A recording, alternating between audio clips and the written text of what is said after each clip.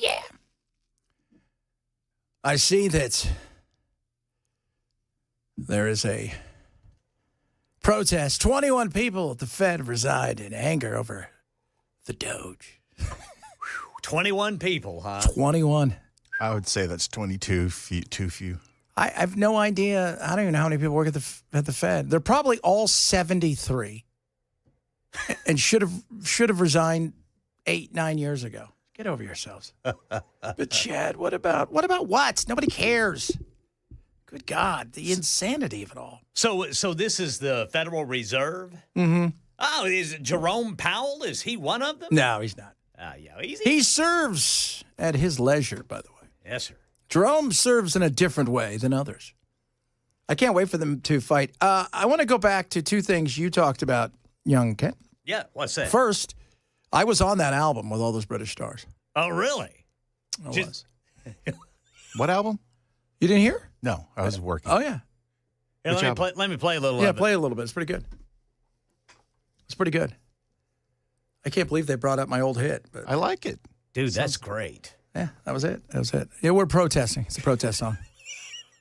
Yoko Ono was with me. It's phenomenal. That's the name of my plant. Yoko was with me? Yeah, here in the, well, no, it's just Yoko.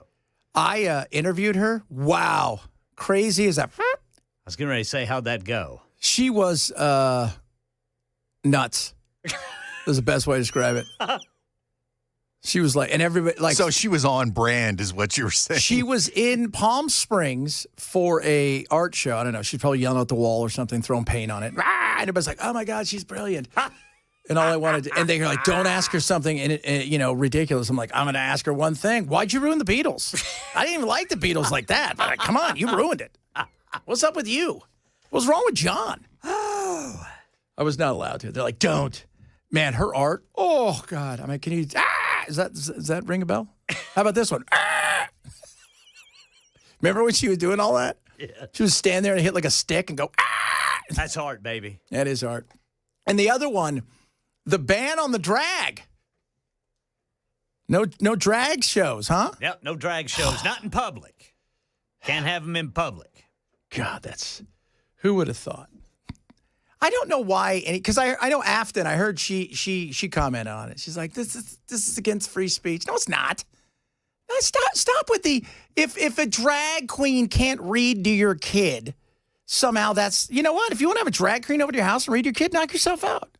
Yeah. Is going into deja vu with your 7-year-old? That's what I was going to say. I get yelled at, right? I take Jack, we go, right? We get a couple dances. We're in the champagne room.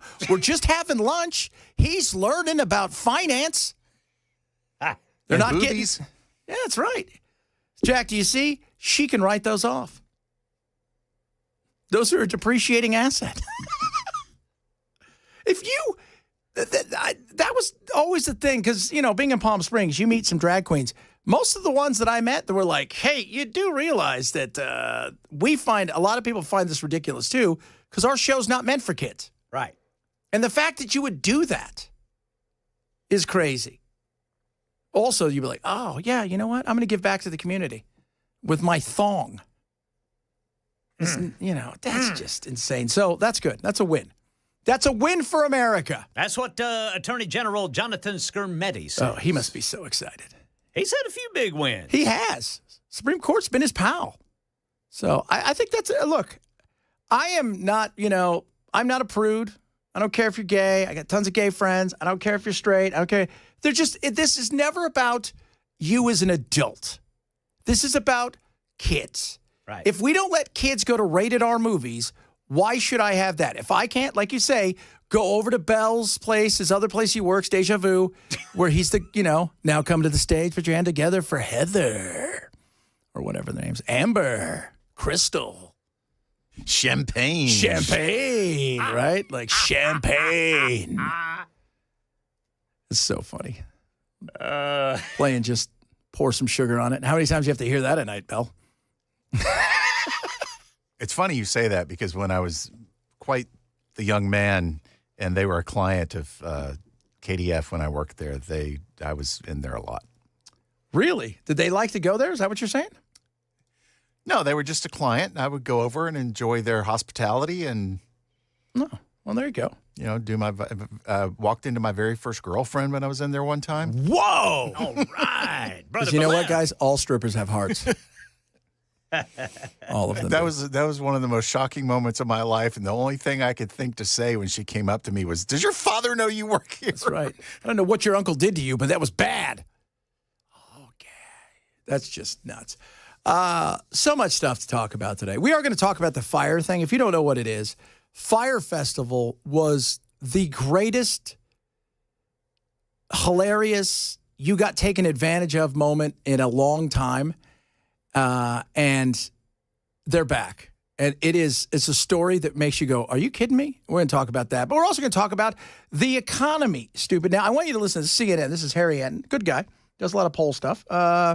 Talking about, it's funny because they kind of want to couch it around, it's Trump, but it's more about the economy than Trump. This is a big yikes. Economy is currently good or excellent. Look at this. In April of 2017, it was 40%. Look at where we are in February of 2025, just half that level. 20%. My goodness gracious. The term one high was 63% of Americans in February of 2020 thought the economy was excellent or good. This 20% we have currently going on right now is fewer Americans saying the economy is excellent or good than at any point during Trump's first term. This is not a good sign, Kate Ball. Not a good sign. Kate, not a good sign. It's not.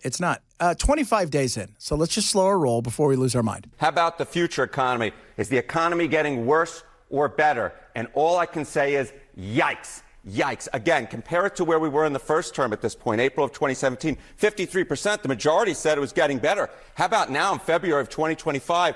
The majority say it's getting worse. 59% compared to just 35% who say it's getting better. Worse is higher now than at any point in Trump's first term pre-COVID. This number, to me, is much more worrisome. Perhaps the worst number I've seen for Trump on the economy, because it says even if the economy now isn't great, they also project that it's only going to get worse from here. This is a big yikes. A big yikes. You got to give it time. That's it. I said it yesterday. I'll say it again. Like we could all, I don't care if you're gay or straight, black or white, fat, thin, whatever it is, we all participate in said economy.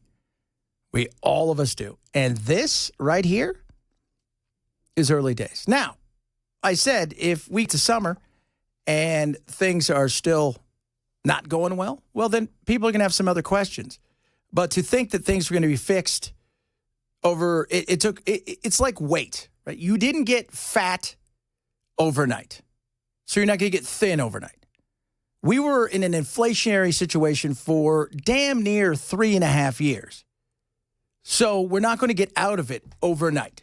It's going to take time. Americans' fears about inflation are not going away. They are as interested in it as they were by the end of the Joe Biden administration. And the bottom line is they're far more interested in it than they were at any point during Donald Trump's first term. As I said at the beginning, the reboot, the sequel, is not being anywhere near as well received as the original when it comes to Donald Trump and the economy. Got to give it time, guys. Right? We're still sitting in the theater, and the trailers have just started.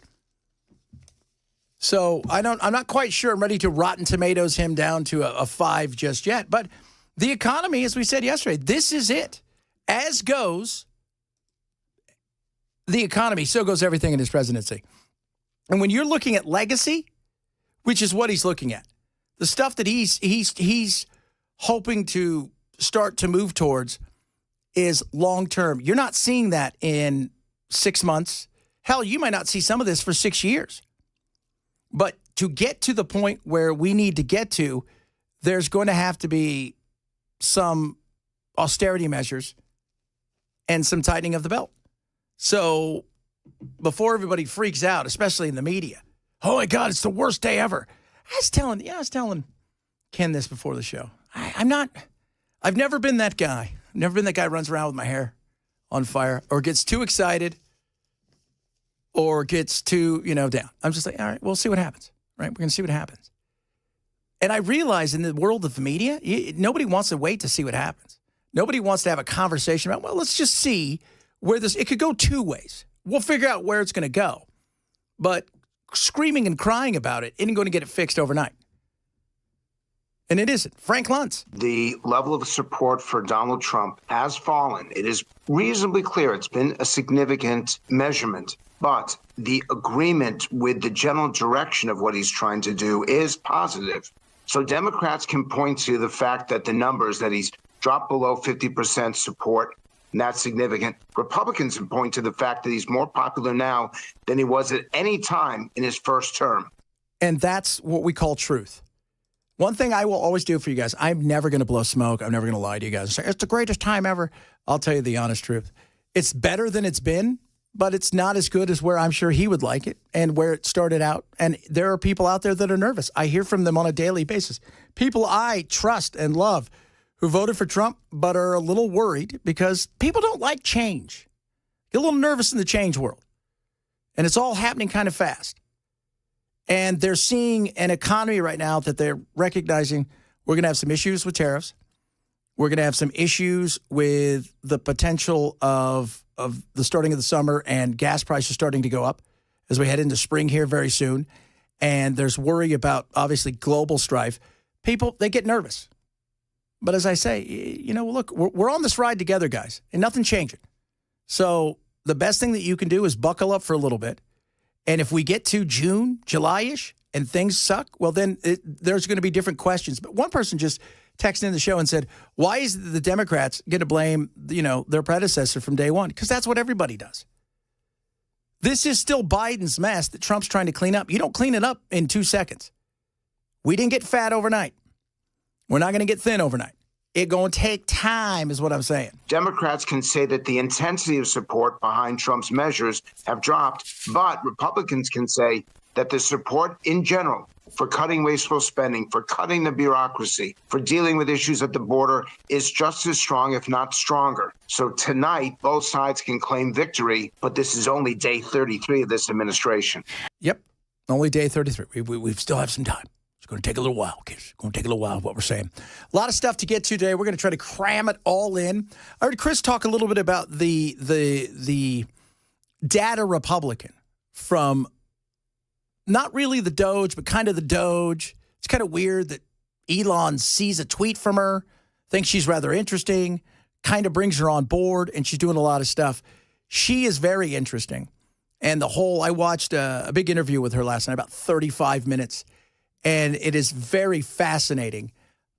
And the thing I have said for years, and I continue to say, if you think that either party is living in a world of we're the best, we don't do anything, Burchett has said it to us on numerous occasions, and I've said it to my listeners for years.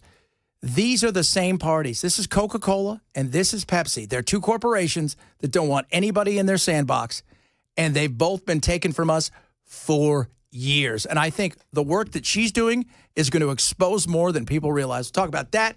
And yes, Fyre. This is the best, crazy, wacky story. The fact that anybody would have the cojones to do this is incredible. Talk about that as well. Reach out to us across all our social media. And remember, next Tuesday, so it's a week from today, right? It's a week from today. Bell will not be there because he's working his second shift at Deja Vu's. True story. Normally, he's got the buffet, but, you know, we've kind of moved him around. They make great spaghetti, by the way. Every city in America has a Deja Vu. But we're going to be out there. Brian Wilson, not of the Beach Boys, will be out there. Because if the Beach Boy guy was out there, we should all, it would be packed. And I love Brian. You're going to have Dan. It's a Hug a Dan Day, which is fantastic. You know, I mean, we're going to do it all. And you got to get yourself out there. Go get yourself tickets. It's simple and easy to do. Come on out. You can yell at me if you want in person. It'll be fantastic. All right, so get your butt out there. It is at the Nashville Palace next week. Trump's triumphant return. It's the Chad Benson Show. Super Talk 99.7.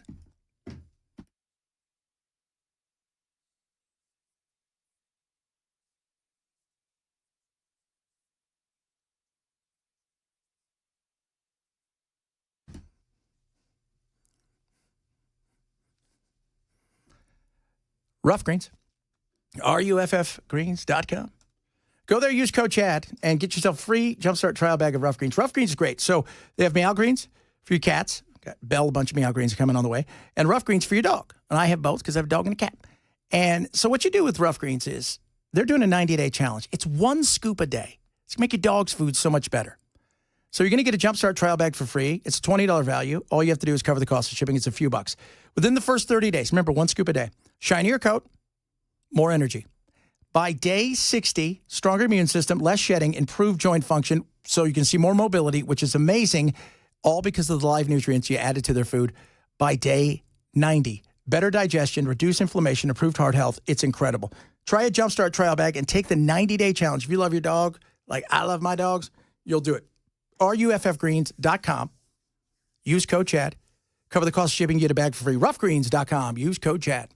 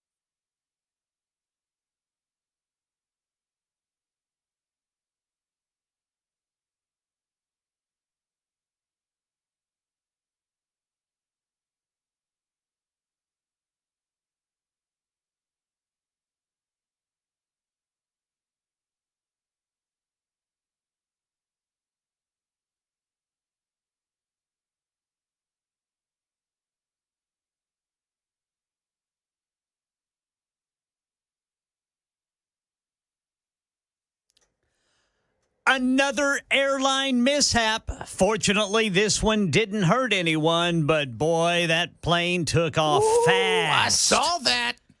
We'll tell you about it at 12:30 on Super Talk 99.7 WTN. Speaking of airlines, I didn't bring my little open because, you know, I have all my little ding, wing,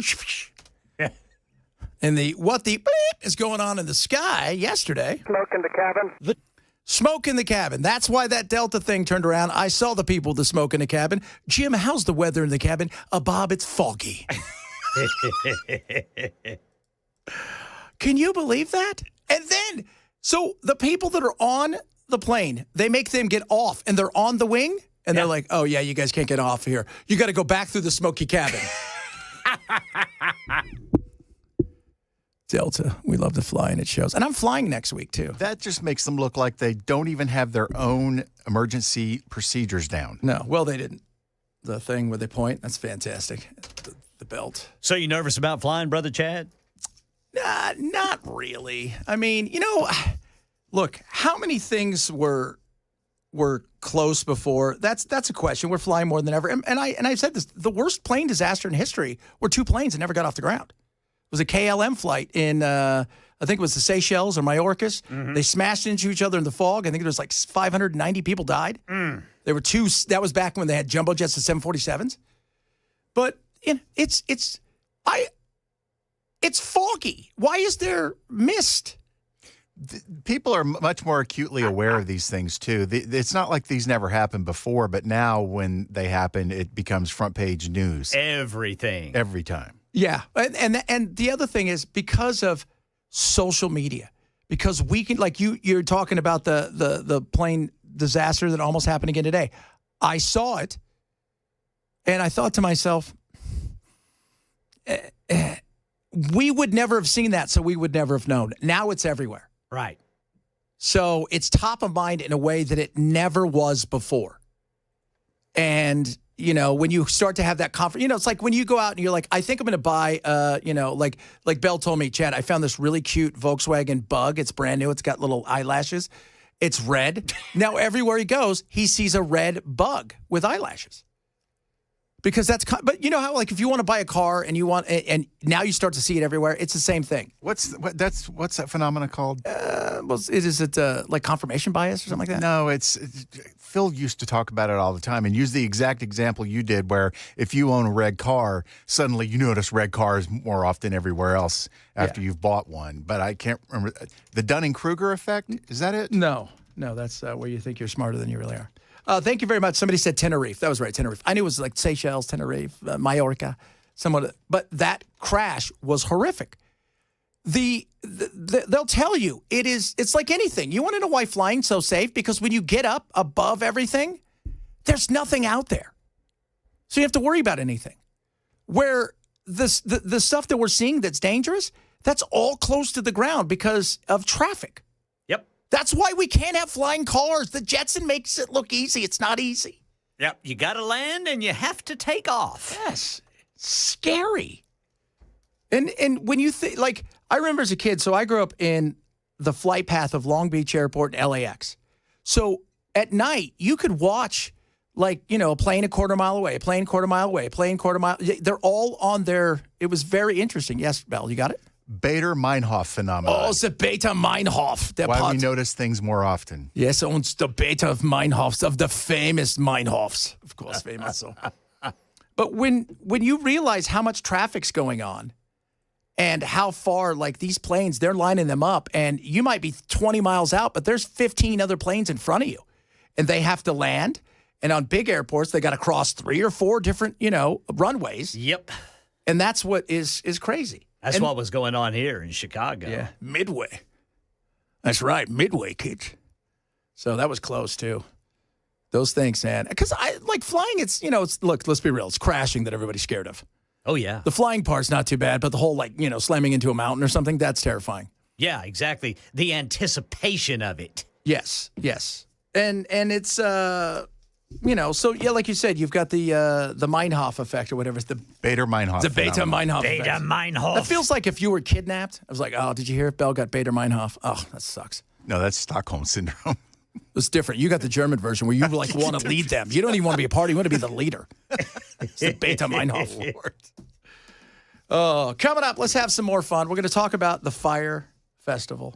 I want to say, and I was telling Chris this, if you know nothing about this, I'm going to tell you a bit of the story.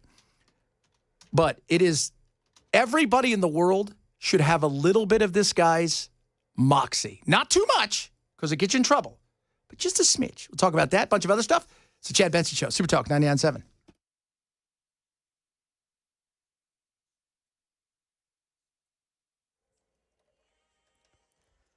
.30 on the dot. I'm Ken Weaver with your top stories. Full forecast coming up in 5 minutes. Another airline mishap. Fortunately, this one didn't hurt anyone. A Southwest Airlines Flight 2504 landing at Chicago's Midway this morning. But the pilot had to abruptly take off again to avoid slamming into another plane on another runway. That plane had just landed. No injuries reported. Among the Republicans in Congress voting no on the budget bill being presented in the House, Tennessee's Tim Burchett. He says the bill doesn't reduce spending enough. Still, House Speaker Mike Johnson believes he can swing Burchett and 2 other Republicans into voting yes this week. This is a prayer request. Just pray this through for us because it is very high stakes, and everybody knows that. If you're a small business owner, this is a very challenging time because you don't know what to expect. The markets don't know what to expect. The bond market doesn't know what to expect. So putting that clarity in as early as possible is critical. So the way to do that is with one big, beautiful bill. This bill calls for $1.5 trillion in spending cuts, more than $4 trillion in tax cuts. Republicans can only afford to lose just one vote to advance anything. As Jeff Bezos tries to catch up with his fellow billionaire Elon Musk in the satellite industry, his bread and butter space project is still tourism. Jim Ryan's in Texas, where the latest launch happened this morning. Ignition. It was Blue Origin's 10th space tourism mission from its West Texas launch site. The crew members included a venture capitalist, a Spanish TV host, a hedge fund partner, and a medical researcher. Blue Origin doesn't disclose its rates, but a ticket for the 10-minute suborbital trip goes for between $250,000 and $500,000. Well, the American Heart Association underscoring the connection between mental health and cardiovascular health for new and expecting moms. In a new recommendation, doctors are urging hospitals and healthcare providers to screen for depression and anxiety during and up to 1 year after pregnancy. That's the latest news. Weather's next. I'm Ken Weaver, WTN News.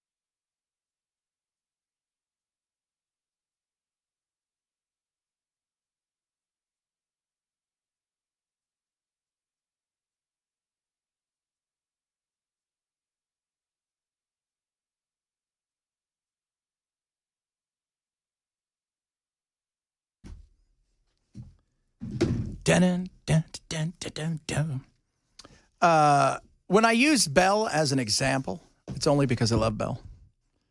Bell's an important and integral part of my life. So when I say he's buying a red bug, he's not. You know what? I used to have a cherried 65 bug, and I remember when I bought it, everywhere I went, I saw people with like 65, 66 bugs. It was awesome.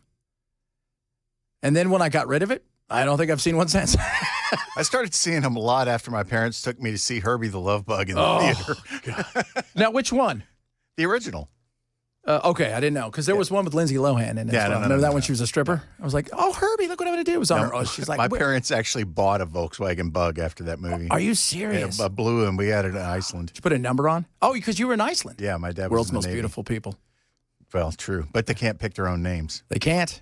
They're tall. They're beautiful. If you've never been to Iceland, you should go once so you can get off the plane and realize, wow, America's fat. Secondly, everybody there can read. And you know what else I noticed when I was there, Belle? Diversity. Oh, yeah, a whole lot of diversity going on there. So freaking diverse. You don't even know how diverse that is. Some people are tall. Some people are just kind of tall. Some people have blonde hair that's long. Some people just have blonde hair. That's about the truth, too. Just like the ugliest person there is the prettiest person wherever you're listening. That's how beautiful they are. Kids, let's talk about stuff. I say this jokingly, but some of it's a smidge real. Everybody, we can all use a little bit more oomph, right? Kids don't have the oomph anymore. You know, the younger generation doesn't. And, you know, we talk about Trump, the cojones that Trump has. This guy here, who tried to do a festival in 2017. I don't know if you guys remember this. They did a couple documentaries about it. It was spectacular. It was incredible. It was a failure of epic proportions. Epic proportions. So bad that he went to jail over it. Not even a little bit of a failure. And on top of that, he dragged in Kendall Jenner and Bella Hadid and all of these supermodels. All these models, like in the Bahamas. The most insane festival the world has ever seen.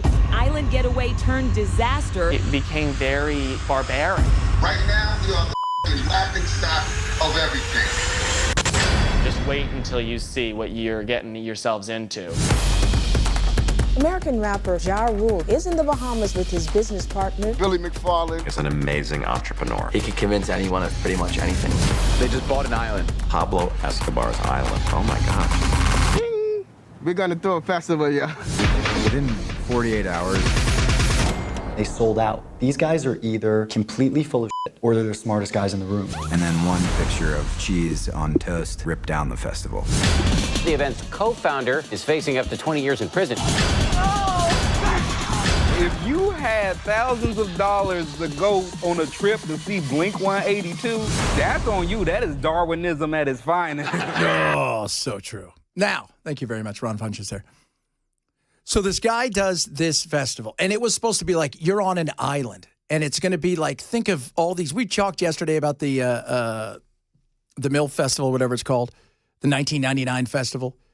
But think about it on an island, and it's gorgeous. And there's only going to be a few people, right? And you're going to have all of these bands.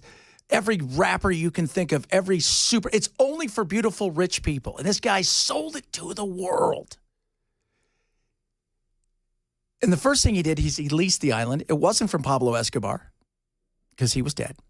It was actually from the people who own the island, who got it from Carlos later, who was he was part of the Medellin cartel. And they said, if you even mention these things, we'll take it away from you. They did. So they moved it to the Bahamas. Now, you're supposed to get the lap of luxury, and I'm talking about the lap of luxury. Oh, it was supposed to be like all-inclusive. All-inclusive. These phenomenal hotel rooms and these 5-star meals. Yes. And that's why they said the first picture that came out of there was a picture of a styrofoam thing with a piece of cheese on a piece of bread. We're talking about, this is supposed to be Michelin chefs on this island. And it's not an island, by the way. They're next to a Sandals in the Bahamas. It's pouring rain. The beds for the yurts were all left outside because they're sopping wet. And it's actually supposed to be in a parking lot. Oh, by the way, here's the greatest thing. There's no bands. There's nothing. He ended up going to jail. So you're thinking to yourself, that went well. Bell, that went so well. He gets out of jail. What do you think he's going to do? Fyre 2 is real. My dream is finally becoming a reality. 8 years after the infamous Fyre Festival spectacularly flamed out, No one can get in the room, leaving attendees who'd been expecting a glamorous music festival, sleeping in emergency relief tents and eating cheese sandwiches. Okay, how long till water comes? The failed festival even gaining global attention with streaming documentaries showcasing the debacle. The biggest event in a decade, I promise you. Its founder, Billy McFarland, who spent 4 years behind bars for fraud, says it's back and will actually happen safely this time. McFarland sat down exclusively with NBC News, revealing the festival's exact location, Isla Mujeres, Mexico, and new dates, May 30th to June 2nd, pushed back by a month. What? It's been pushed back by a month, Bell. One of the most telling parts of his story was that artists were not getting paid the deposits that they required. Yes. And they started publicly saying, hey, we're not going to be there. This guy's not paying us what we agreed to. And then suddenly that's when everybody started to notice the cracks in the old eggshell, so to speak. The cracks were spectacular. So some of these bands didn't even know they were on the bill. They weren't even told. I mean, it was crazy. This guy raised so much money. So you're thinking to yourself, well, it's been pushed back a month. And that's what you're talking about is part of where the fraud came in, because he's trying to make claims that people he had no contractual obligations to and had no contractual obligations to him were going to be there, and they weren't. No, they weren't even asked. It was pure fraud. Pure fraud. And he raised a ton of money. He did. So they're pushing it back a month. Okay. We just needed the extra month to give our partners time to get everything ready. Using partners is new this time around. McFarland is no longer handling the details. A major festival operator is on board, along with hotel and travel partners and ticketing companies. Why do you think those partners agreed to partner with you, given what happened the first time? Fyre 2 really isn't about the past, and it's not really about me. It's about taking the vision, which is strong. Tickets go on sale this morning, just $2,000 in total, ranging in price from $1,400 to $1.1 million. An experience McFarland says includes yacht accommodations and access to artists performing, though no artists have been announced yet. And we're going to get to that in a second. Now, get ready for this. You know who's going to go to this? Stupid people who want to be a part of something that is ridiculous, and if it fails, it's just as exciting as if it succeeds. Because the want to be viewed. Those people that went the first time and it went to hell, they in the social media world, they're like super famous. Oh my God, this is great. Did you know I went to this? This is it. Now, this is where it gets great. Are you guys ready for this? They ask him about who's going to be performing. So we're going to have artists across electronic, hip-hop, pop, and rock. However, it's not just music. We might have a professional skateboarder do a demonstration. You might have an MMA champion teach you techniques in the morning. And You say we might have. Are any of these for sure haves? Are they booked? so I think what makes Fyre so cool is that we are selling the experience of Fyre. I want to be one of the first festivals that can sell out with no artists. But you do have them booked. We're announcing the artists over the next few months, so I'm not in charge of booking the talent. Will these be A-list names that are involved? I really hope so, and I expect so from our conversations. So did you guys get that? I don't know who's going to be there. Could be jugglers. What I heard was nobody trusts me enough to handle this on my own, so we brought the pros in. We brought the pros in. When I said earlier why this is fascinating, because to have the balls to do this again, to come out of prison and to go, I'm going to do it again. I mean, come on. That's some gumption, boys. Hey, guys, remember that time? You guys remember that time? I stole a bunch of money and screwed everybody over? Yeah, this time I'm going to do it again. But this time I'm going to have help with other people, and maybe it works. Maybe it doesn't. Oh, my goodness. I don't know who the company is that's partnered with him, but if it's a true, quote-unquote, professional organization, I want to know what he had to promise them in order to get them to come on board, because his brand is so tarnished. Well, here's the interesting thing. Not only is it they've got this place in Mexico, which is probably better than the place they were last time. But on top of that, he probably had to put up some money. Because here's the one thing. If you watched any of these, because there was 2 big documentaries about this. If you watch any of this, it's fascinating. Even when he is at the point where it is, there's wolves at the door, right? They're there. They're coming in. He still doesn't stop. He still has this belief. Now, here's my favorite part of the whole thing. I hope he enjoys Fyre Festival, except for the part where he probably can't go. But whether McFarlane will see any of this firsthand, an open question, because part of his penalty restricts his travel. Can you go to Mexico? So I don't know. I have to be okay with mentally maybe watching a live stream from my computer and crying a little bit. I have to ask for international travel. McFarlane says he knows the experience might not be for everyone. It's 2,000 people taking the risk, seeking the adventure, and wanting to be there for the moment. Taking the risk. Is it a risk to buy a ticket to Fyre Festival too? I think it's always a risk. You're taking a risk because I made a lot of bad decisions and messed up the first festival. Until it's experienced, there is a risk component to it. What I love about him, that was Al Roker, by the way, laughing. He's like still laughing. It's like, oh my God. And I love it. You know, at the end, he was honest. Like, yeah, there's a risk. There's a risk that I could abscond with the money. Yeah, I may get really rich off this, and everybody show up, and there's no show. So, well, he's got 4 people to running the lead. Here's the interesting thing. So,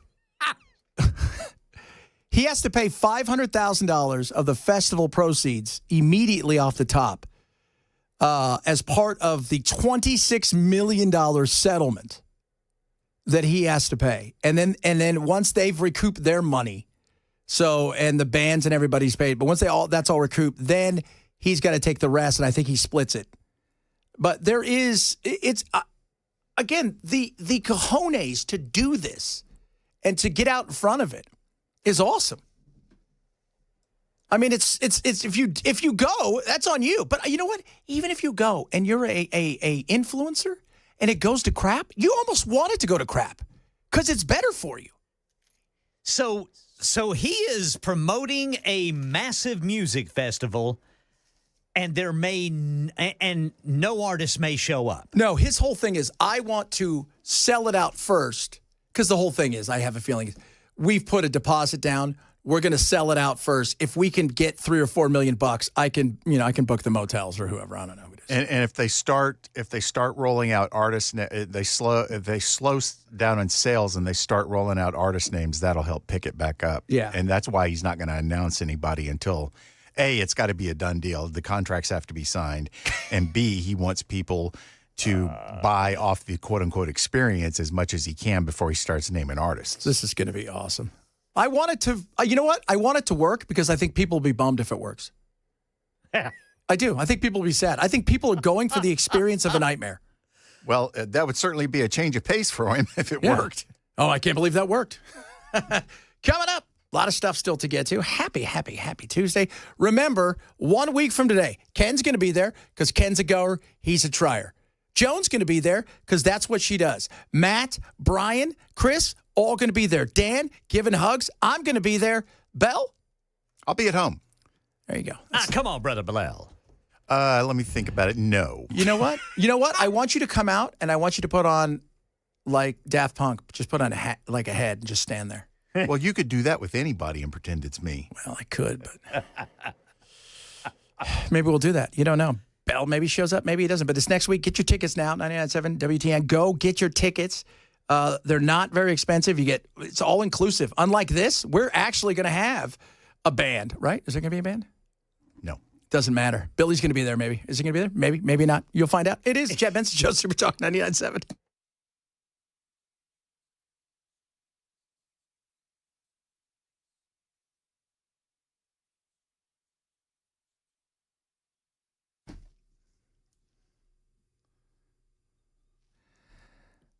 Kids, retirement is important. And you want to be retired. You don't want to unretire. But you know what? Investing is important early.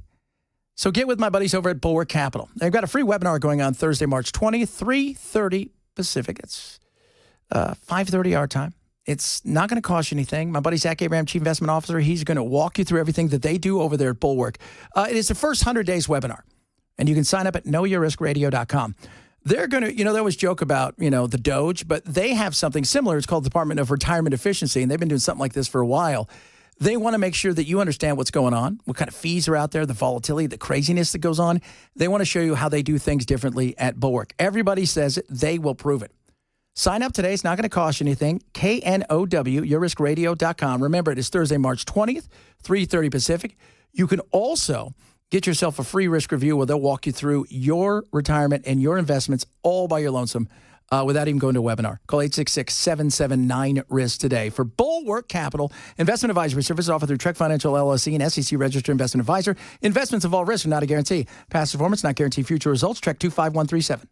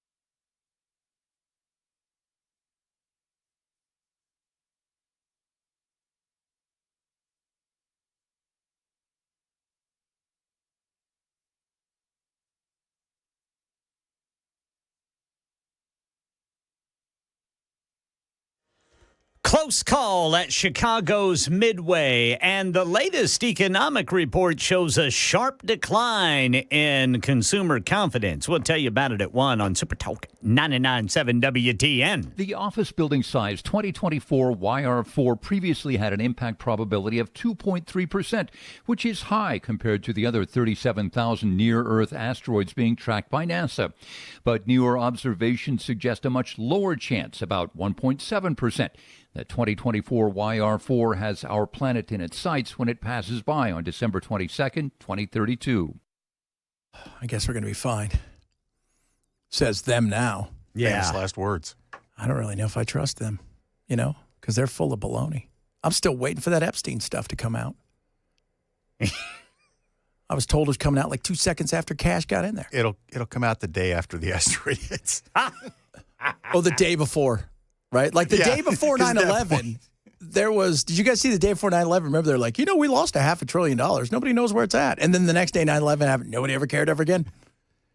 So don't worry, we're going to lose a lot more. Which is a true story. I mean, there's a couple $1 trillion that the Pentagon cannot account for. Ever. They've never accounted for so much of their stuff. So much of that stuff is just disappeared. Now, do I know that there's DARPA and we work on stuff and there's like $500 million line item just put over here and, somebody's working on Google headsets that can twist your mind and stuff? Okay. I get that. Yeah, we're not really paying $3,000 for a toilet seat. Yeah. You're not really thinking we'll pay $3,000 for a toilet, $25,000 for a hammer. We'll pay you $3,000 for the toilet seat, but you give us all this secret stuff for free. That was, if you guys remember that movie, that was Independence Day. Yeah. Judd Hirsch. You don't really think we pay $10,000 for a hammer, $25,000 for a toilet seat. Where do we get all this stuff? I'm just, do I think that there's always some conspiracy out there? Of course. But I would like to know where the money's gone. But I know where a lot of it's gone. It's gone into the pockets of the people that are supposed to be representing us. That's on a need-to-know basis, sir, and you don't need to know. No. I mean, so earlier today, I heard, Chris, I did on my national show in the wee hours of the morning. This lady, her name is Data Republican, and we're going to break it down. She broke down where a lot of this money is somewhat going. But I will tell you this. Both sides of the aisle are guilty of this.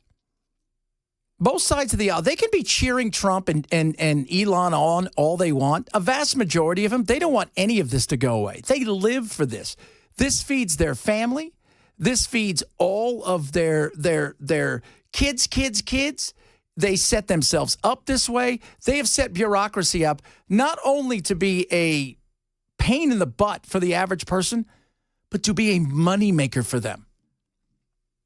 And that's the real story. Look, do I think that Doge is going to cut all this stuff? No. No, I don't. My little brother's, he's watching. And he says, how long do you think Elon's going to be around? Till eventually you realize that the bureaucracy is insane. And that it's set up, that everybody's telling him, take one step forward and 2 steps backwards. The frustration's real. Probably until Trump tells him, you really don't have any power, Elon. Yeah. And, I saw that thing with the feet, and that was kind of weird. You probably did that. Oh, if you miss any show, make sure you grab the podcast. It's the Chad Benson Show. Super Talk 99.7.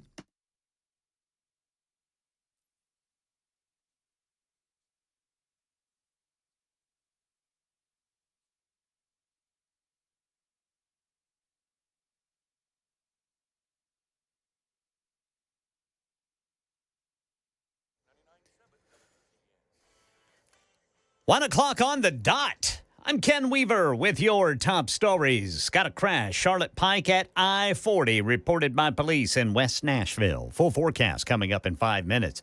Another tense moment involving passenger jets, this time at Chicago's Midway. One Southwest Airlines plane narrowly avoided colliding with another plane while they were both landing.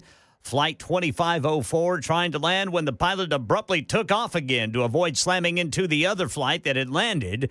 The FAA says that other aircraft, a business jet, had entered that runway without authorization. So, how you feeling about your finances? The latest economic report shows a sharp decline in confidence. The Conference Board's report measures American sentiment about the current economy and their outlook for the next 6 months. The latest reading shows the largest monthly decline in consumer confidence since August of 2021. And for the first time since last June, the expectations index was below the threshold that usually signals a recession ahead. That's Jim Ryan reporting. Here in Tennessee, the all clear given after a bomb threat prompting lockdowns at the 3 schools in Greenbrier in Robertson County. Authorities cleared the schools, lifted the lockdown after determining there's no threat. They think someone called it in from outside of the country. An Ashland city man is behind bars after purchasing highly explosive materials that he intended to use to blow up Elon Musk's supercomputer facility in Memphis, according to authorities. They say he kept the materials in his apartment.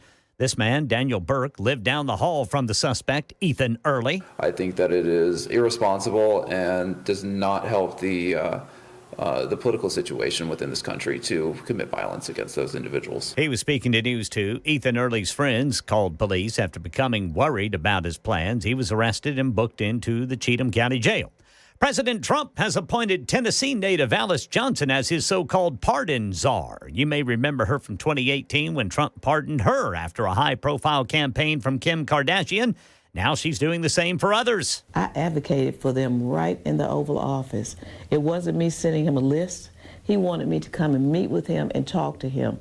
Even when we was on Air Force One, I flown on Air Force One with him. And while on Air Force One, he told his wife, Melania, he said, Alice just convinced me to set 5 people free. Can you believe that? Johnson also working on programs that help people get engaged in society after they're released from prison.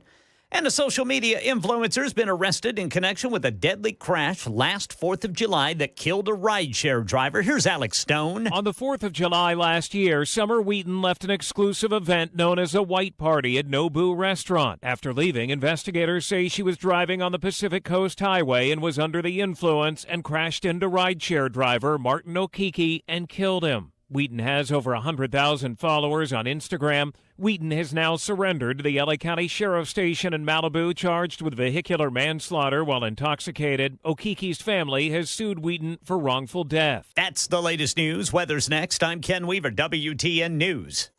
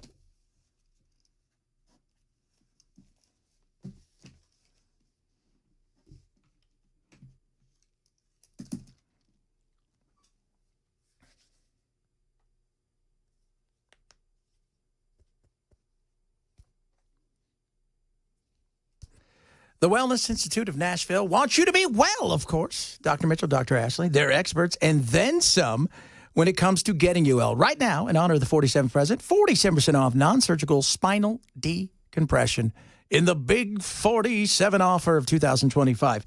Call 615-246-5009, 615-246-5009.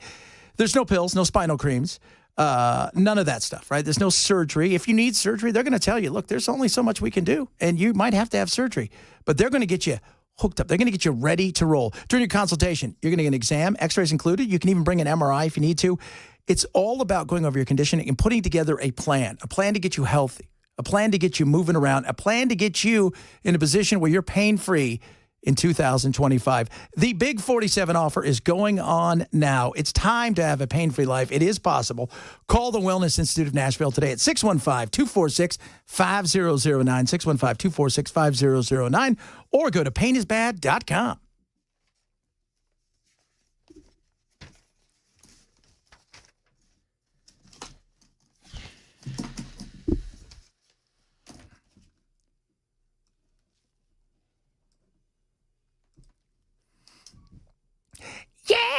Yeah. So the Doge, which freaks everybody out. And I mostly like watching people freak out on the Doge because really, to be honest, I never expected them. I've said from the beginning, and I got pushback here. A lot of you are like, no, don't say that. They're not going to save the things that they promise to save because it's just not possible. And I'm going to tell you, I'm going to break down numbers for you guys. Okay? And I know this, it's horrible, the numbers are the numbers. But we got some ugly numbers out there. And here are the ugly numbers. First and foremost, 60% of the mandatory programs eat up the budget. Social Security, Medicare, Medicaid, veterans benefits, unemployment insurance, SNAP. 13% went to defense. Now, you know what's terrifying? 13% went to interest to pay down our debt. We're paying the minimum on our credit card. And then there's 14% for indiscretionary spending. So if they were to cut all of the indiscretionary spending, which would mean Trump's not doing that. Because at the end of the day, this isn't about Elon or Trump. The power of the purse lies with Congress. Do you think Congress wants to cut their nose off to spite their face? I do not think so. They love to spend. The one thing that they can agree on in public is spending our money is a good thing. So when you go and look at this stuff, and somebody asked me yesterday, well, where's all your information about, because I said, look, realistically, they're about $7.2 billion to about $9 billion of cuts so far. Because so much of that money they're talking about cutting, first of all, they got the numbers wrong. And secondly, those numbers, that money's already been allocated, so it's gone. So when you go and look at all this stuff, and I've said, God bless Elon, but government was set up to protect government. At some point in time, an organization is about the organization. So whether it be, like the NFL, it's not about the teams and the fans, it's about the NFL. It's about the owners and protecting the brand. Right? The church became that way. The Catholic Church became about protecting the brand. The Boy Scouts. It's not about the Scouts, it's about protecting the brand.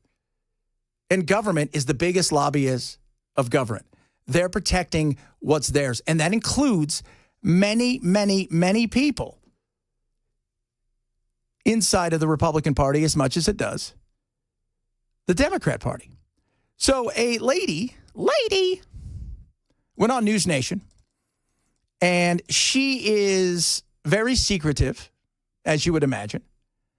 And everybody talks about, there's big balls and all these young kids are running around the Doge, this, that, and the other. She's not Doge, but she's something when it comes to this.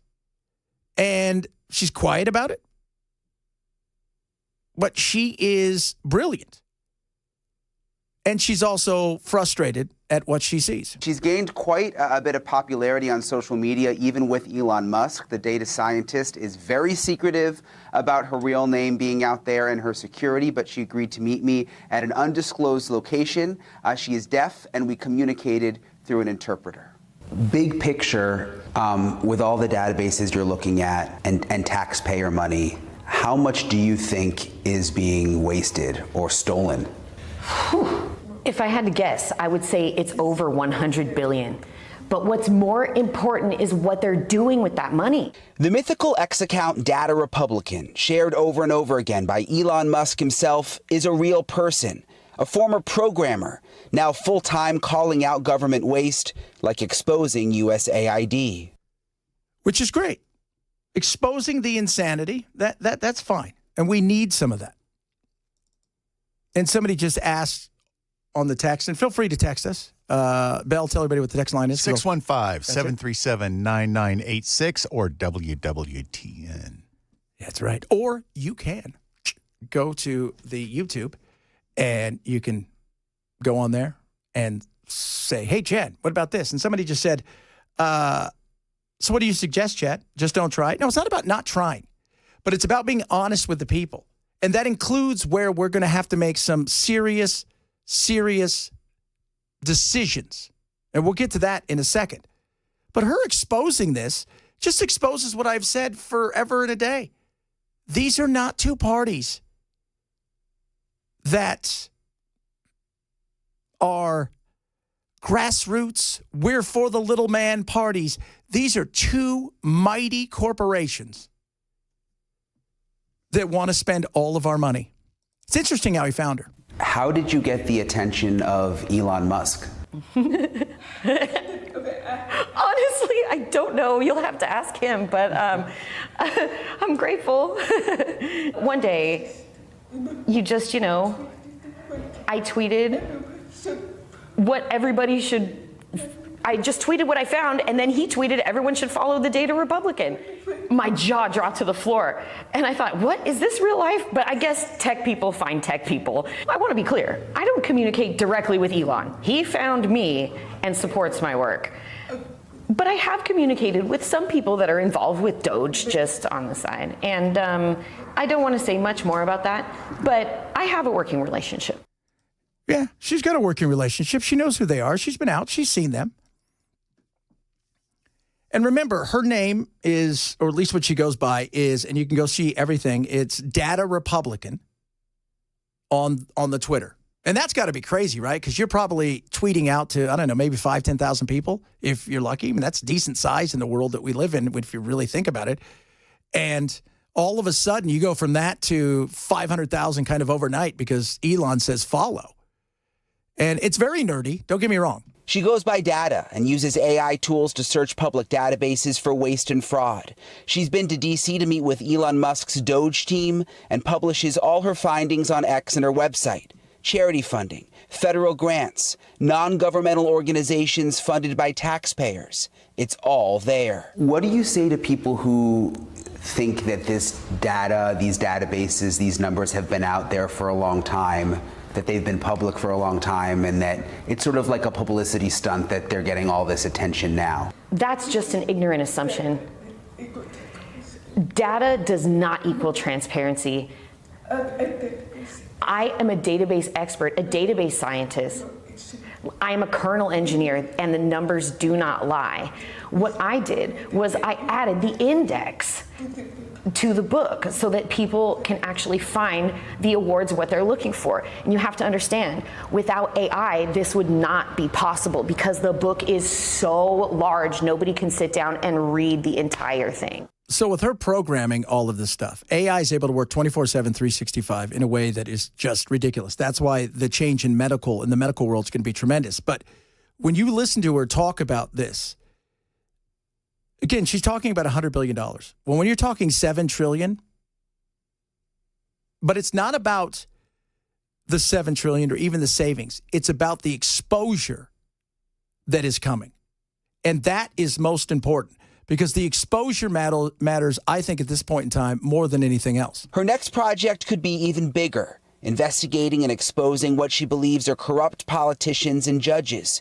She posted this weekend, still working on the People Connection mega project. This will be my first truly financially high-cost initiative, so I need to get it just right. So my project right now is to work on analyzing connections and relationships between people in the government. Because if you research people long enough, you start to notice that they're all working together. They're all married. They're all in-laws.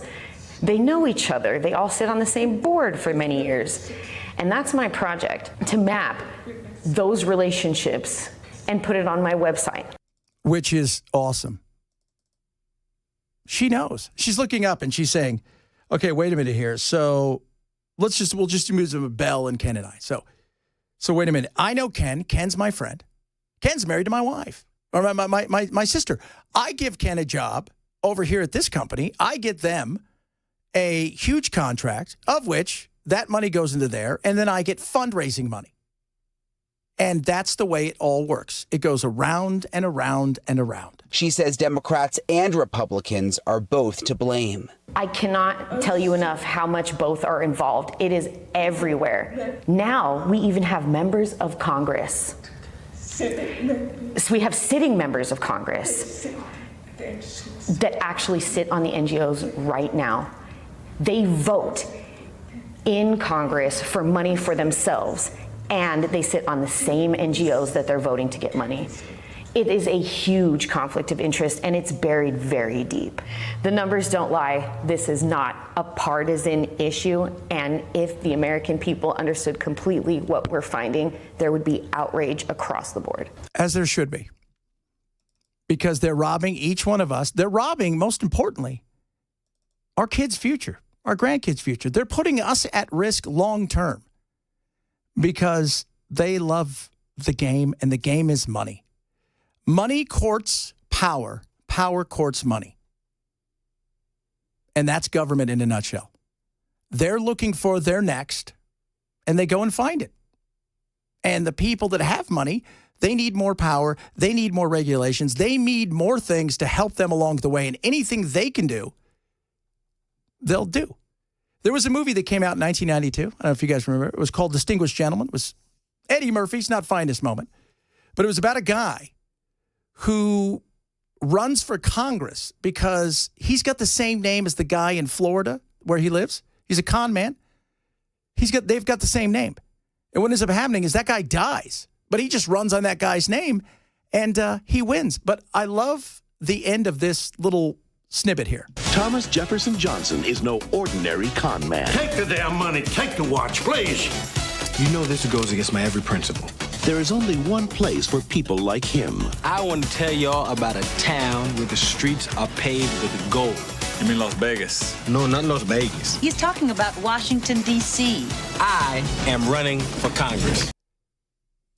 And it's all about, and it's a comedy, but it's all about the games. It's all about the fundraising. It's all about big tobacco and guns and you know, this group and that group. That's what it's all about. And it's all about getting rich. It's enriching themselves. You know, we always think that these people enrich themselves because they've got insider trading that shouldn't happen, but we know it happens because they tell their husbands or wives. This is totally different. This is much bigger, and it's gone on forever and a day. And some people don't want to hear that. They don't. And when it comes to figuring out what we're going to do when it comes to our debt, we're going to have to talk about where we find the money or where we cut from. And this is the way it works. Nobody wants to have an honest conversation that we're going to have to make some austere measures, if you will, in the future. And nobody wants to talk about the fact that we're going to have to figure out how to pay for this, which includes a future generation, not this one, that will, and I'm talking, you know, people in their 30s and stuff that will probably have to retire much older. And a future generation that may, you know, we may have to pay a little bit more somewhere along the line somewhere if we're going to try to catch up. Otherwise, we're going to continue to pay the minimum until we can't anymore. Love hearing from all of you. Got some of your texts coming up. Bunch of other stuff as well. You can reach out to us across all our social media. You can insult me. I've got a good insulter. Maybe we'll talk a little bit about that. He's pretty funny, right, Bill? Have you seen that? He's kind of funny. I always like, look, if you're mad at me, tell me why. But just to come out and say something stupid because you think, I'm going to call you Chode Bitchson. Really? Is the best you can come up with? Come on, you got to at least be a little creative. Yeah. And if you're mad, tell me why. Tell me what it is that you don't like. Tell me what it is that you don't like. And I don't care. Oh, I'm going to leave the radio. Go ahead. I mean, we'll survive. Trust us. We're going to be all right. Talk about that. A bunch of other stuff straight ahead. Chad Benson Show, Super Talk 99.7.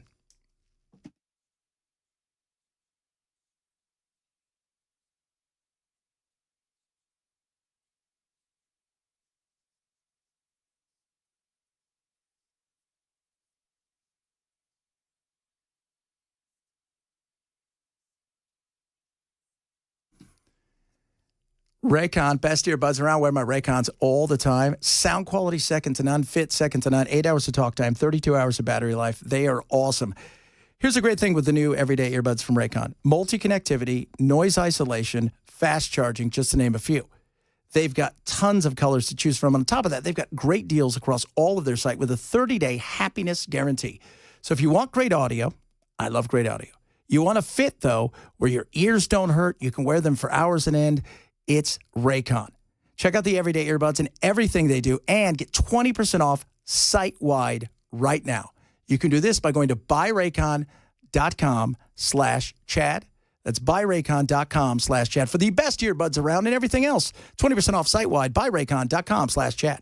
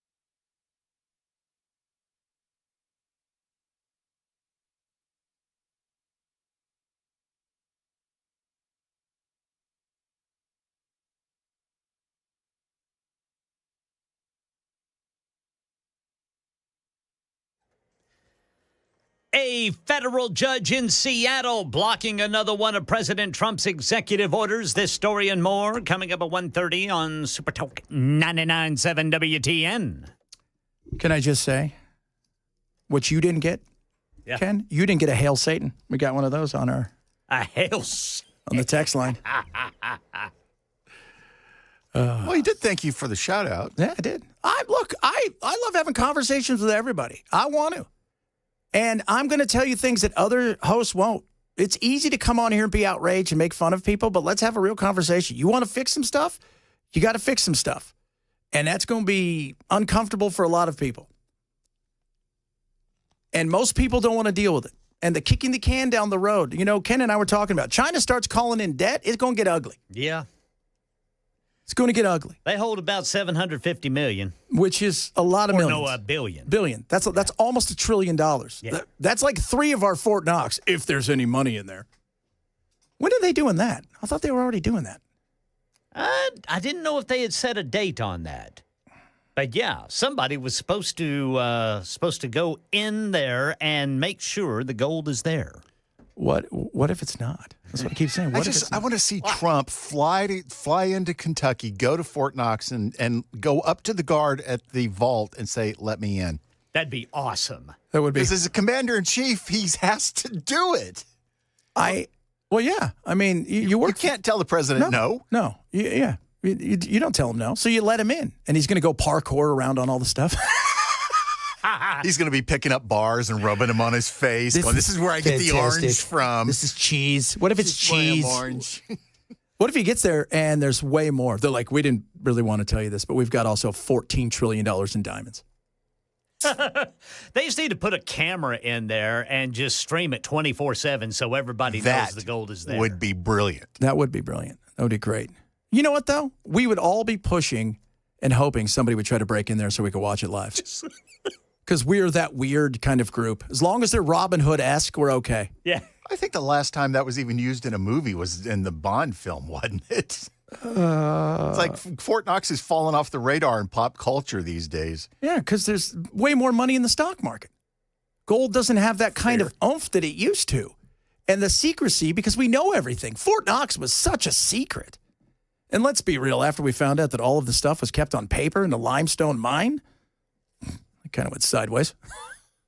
This would be, again, it's all of this is a great conversation. People say, well, what do we do from here? Exposure is the number one thing. But then it's also about holding people accountable at the ballot box, which we don't do anymore because these guys and gals have rigged it in such a way that they win seat after seat no matter who's on the ticket. There are very few toss-up seats in the country. There are very few. They have gerrymandered these things to the point where they have everything they need. If you're in California, minus a few places, man, I could go there today and run as a D, say crazy things, and get elected. In fact, that's what some people in California are doing. They're trying to get elected in certain areas. They're running as independents, even though they're Republicans, because they know they won't win as a Republican, but as an independent, they get a look at. And I mean, that would be great, right? Like, why not do that, huh? Just go somewhere, because I can do it. You can do it. Any of it. We have to hold these people accountable. We have to find out what they're doing, how they're doing it. I mean, we look at Bob Menendez, got I don't know how many years in prison for all that gold. Probably not 11. He may have all the gold left. He got 11 years. And his wife got 9, didn't she? Yeah, I think so. But these people have been stealing money that's not stealing. And I say that because all of it, what they're doing is legal because they're the ones who make the laws. So they make it legal. And we have no repercussions. If they continue to spend our money because they think to themselves, who's going to miss a Dixie cup of water in a pool? Everybody gets theirs. And that's the way they look at it. And it is ridiculous and it is frustrating.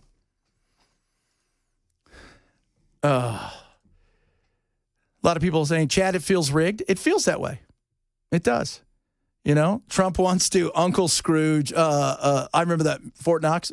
Was it Duck McScrooge? Yes, Scrooge McDuck. Scrooge McDuck, where he jumps right into the gold. And starts swimming in it as opposed to the Family Guy version where he breaks his neck. I love that. Oh, my Lord. So much stuff still to get to. A lot of this. We got your text on the way. More on the Dems losing their mind over all kinds of funny things. This is another performative thing that doesn't work. We'll talk a little bit about that as well. If you're missing the show, we say what, Bell?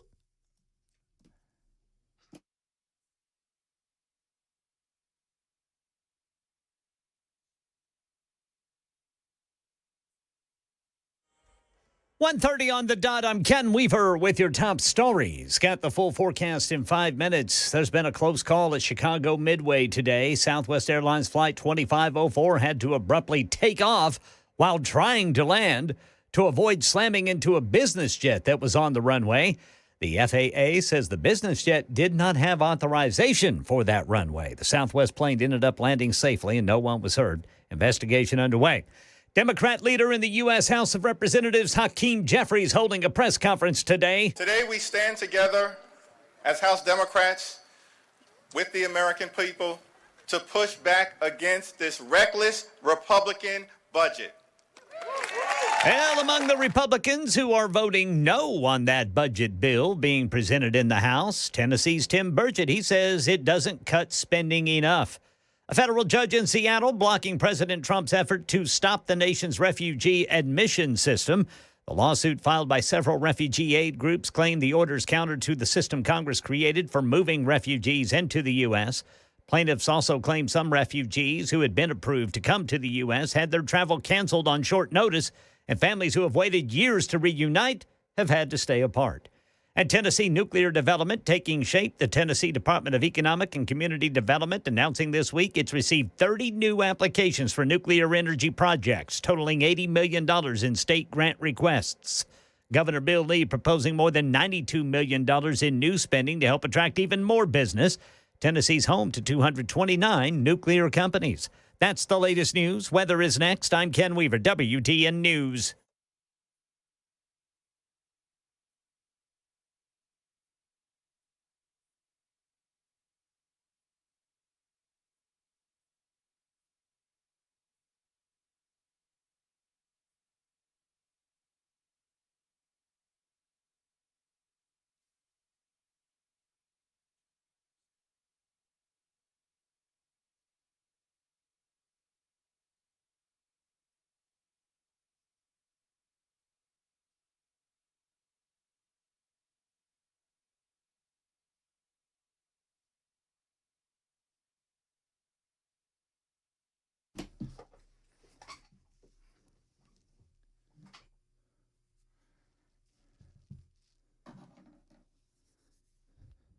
Busy bee.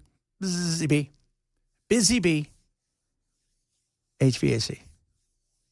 If you are worried about your plumbing, your heating, your air conditioning, don't. Busy Bee's there for you. First and foremost, the thing you need to do is to join the famous Beehive Club. And the reason is, put you right at the top, right? Being in the club is great. You don't want to go to the club and like your name's not down, you're not coming in. Nope, this one is like, whoop, you're the front row. That means if something goes wrong, they're coming out to you, which is awesome. Secondly, when it comes to your air conditioning, your HVAC, they've got you covered. Whether you need a repair, which they're going to take care of you, give you free air duct cleaning with the purchase of a new complete whole home AC, as well as upgrade you. So if you buy one of the packages, if you buy the medium package, they like to call, the middle one, they're going to give you the big one for free. Maybe it's plumbing you have an issue with or you're worried about. They've got you covered there too. And the thing about Busy Bee is they're there for you always. Not going to sell you anything crazy. These guys are amazing. I spent a bunch of time with them. In fact, they're coming out to work on our HVAC here and to check out, clean out all the air ducts, which is great. They're just awesome. Gary and everybody over there, Nathan and everyone. If you need something, you call them. Join the club today, the famous Beehive Club. It's simple and easy. Call 775-7833, 775-7833, or visit them online at visitbusyvhvac.com.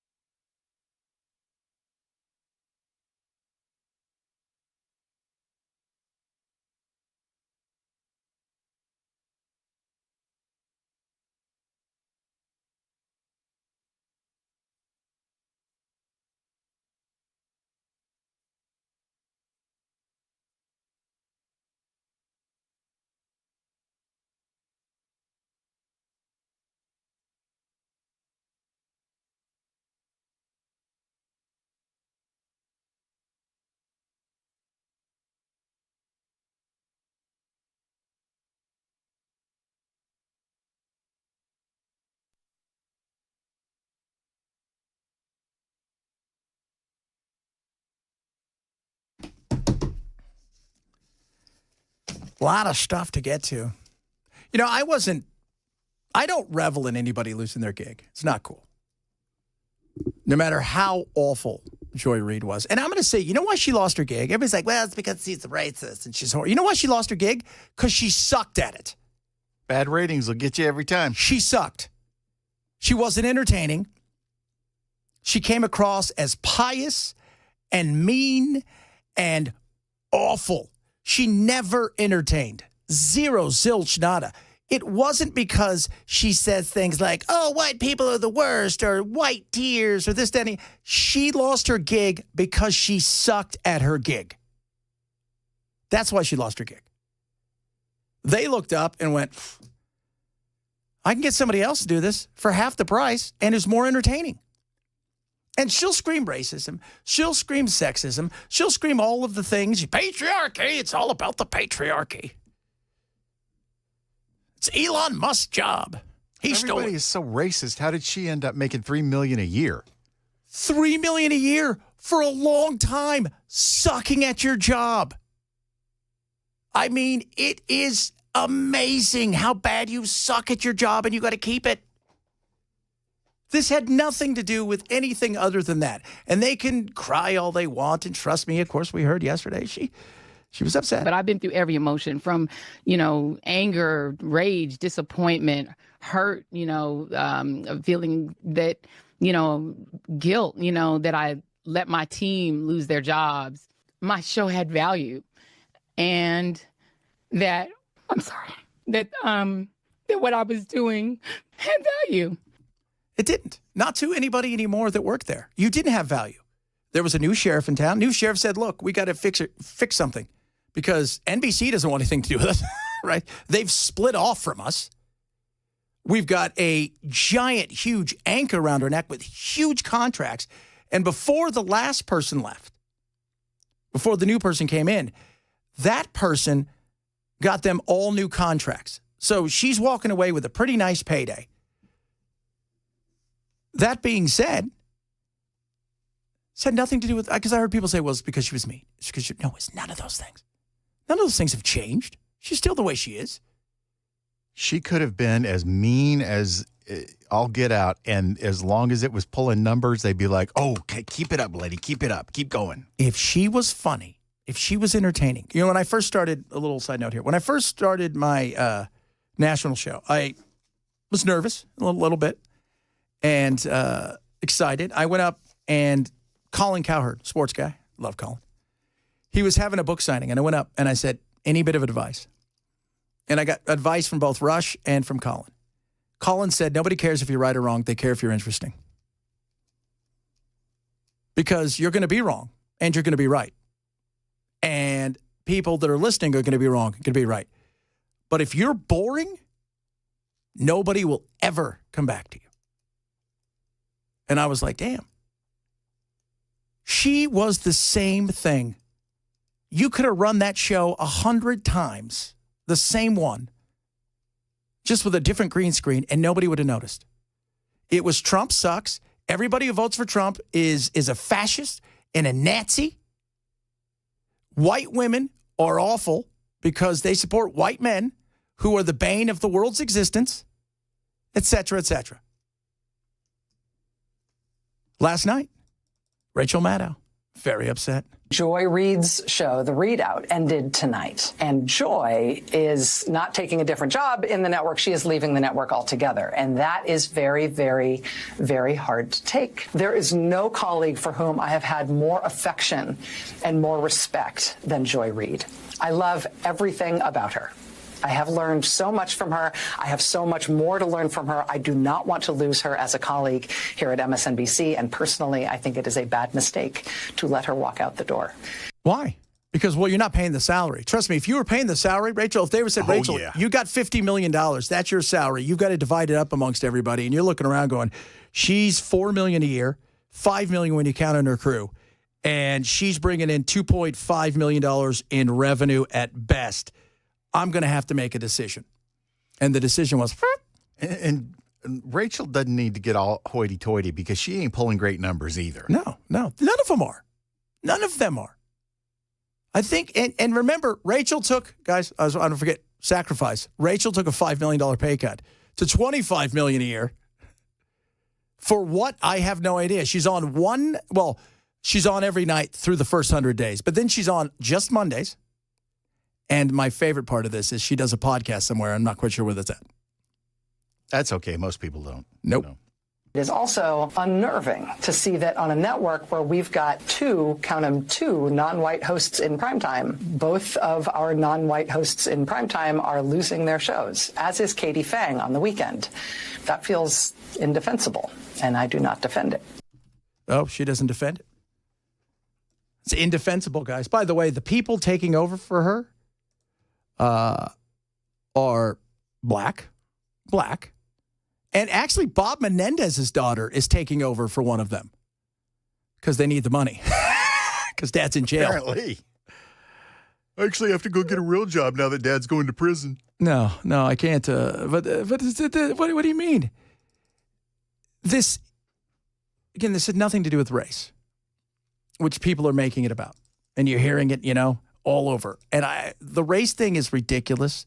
And don't buy. I'm not saying there's not racism. Of course there is. And bigotry and racism, separate thing. Race is a situation where if there's true racism, you have a power to do certain things over people. Bigotry is you hate the color of somebody's skin, who they love, whatever. And you're an idiot, small-minded, but whatever.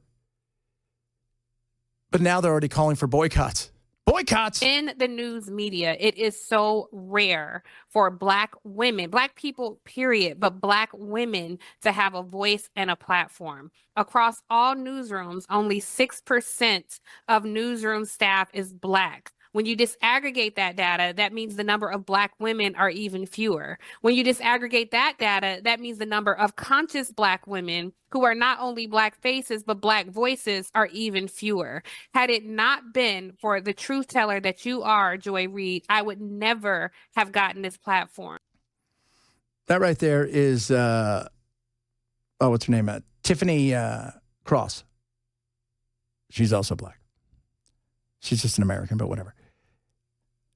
It's funny. She says, there's only X amount of percentage of people. Was it 6%? You know how many people inside newsrooms are conservative? Probably about the same. If you are a Black conservative female in a newsroom, you are the unicorn. You are the unicorn. But when you hear people say this is a race thing, it is not a race thing. This was a performance thing. You did not perform well. You did not bring any kind of A game. Tucker Carlson leaves. They replace him with Jesse Waters. Is he as good? That's up to you guys to decide. I don't really watch Fox at all. I don't watch much. If it's not Gunsmoke, I'm probably not watching it. But although, I would Ken, you might like this. I'm watching 1,000 Blows. Have you seen that? 1,000 Blows. That's a new show on Hulu, the sidebar here. Okay. And it's like it's kind of like a Pinky Blinders kind of 1800s. It's all about the East End and the fighting, guys fighting with their bare knuckles. Excellent. It's incredible.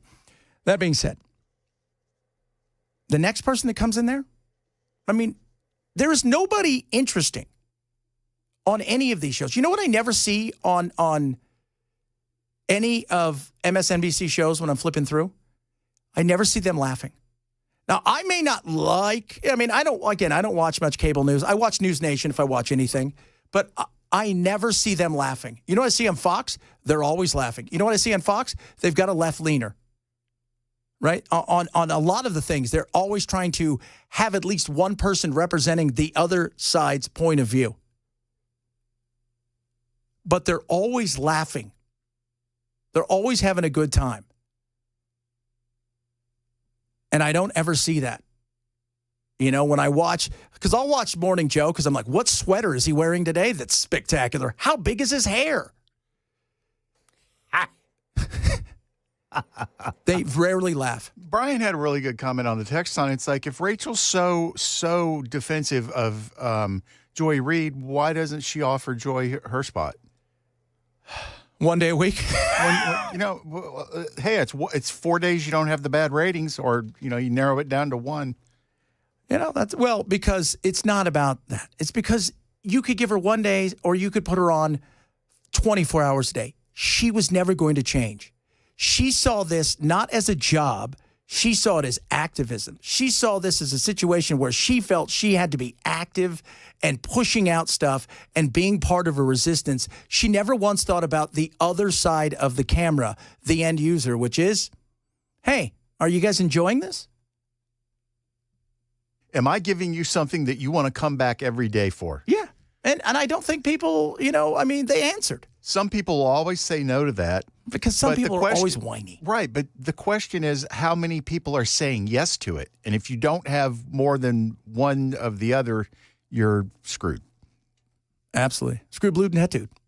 And she didn't. She cared about the things that she cared about.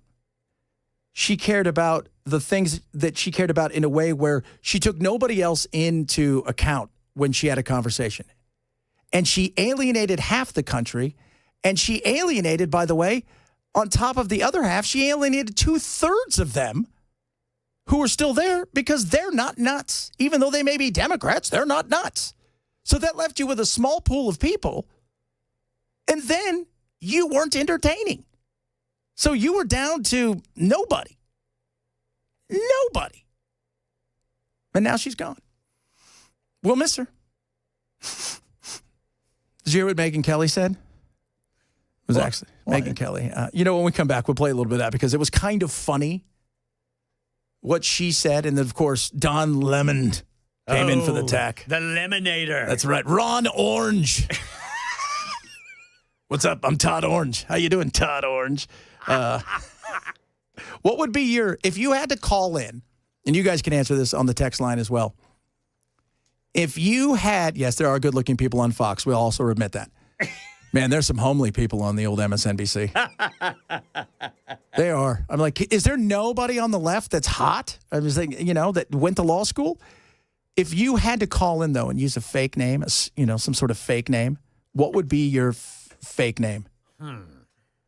My favorite fake name of all time was, what's his name? Michael Vick, when he had to go get he thought maybe he had the clap or something. And he said, my name's Ron Mexico.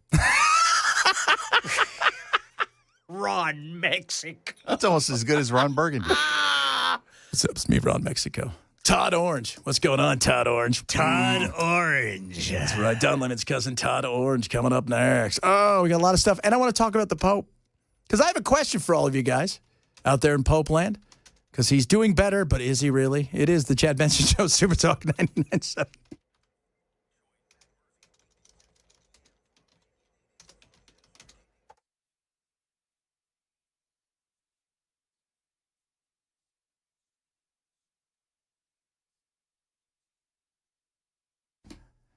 Birch gold. There's gold in them there hills. You know what else you need? Gold in them there. Well, accounts. Why, you say? Because Birch is going to help you with that. Diversifying accounts is important. Diversifying in a time of inflation, in a time of strife globally. Birch is going to help you get there. So you look and you got your retirement, you got all this stuff. Man, we've got some issues going on right now. The best way to protect yourself is diversification. And how do you do that? Gold's a great way to do it. It's a safe haven. It's a great way to protect what you've built and continue to build just in case. Weakening dollar. We got a lot of stuff going on. Right now, text the word Benson, BENSON, to 989898 today. Now, when you do that, you're going to get a free Ultimate Guide to Gold in the Trump Era with the forward done by Don Jr., as well as an investor kit. They'll talk about what they can do when it comes to your IRA and 401k, switching it over at no cost to you. They'll talk about why gold is important, especially in times like these. It doesn't cost anything. There's no pressure with Birch Gold. Text the word Benson now to 989898 to get the ultimate guide to gold in the Trump era and to hang out and talk a little bit with Birch Gold about gold. That's Benson to 989898.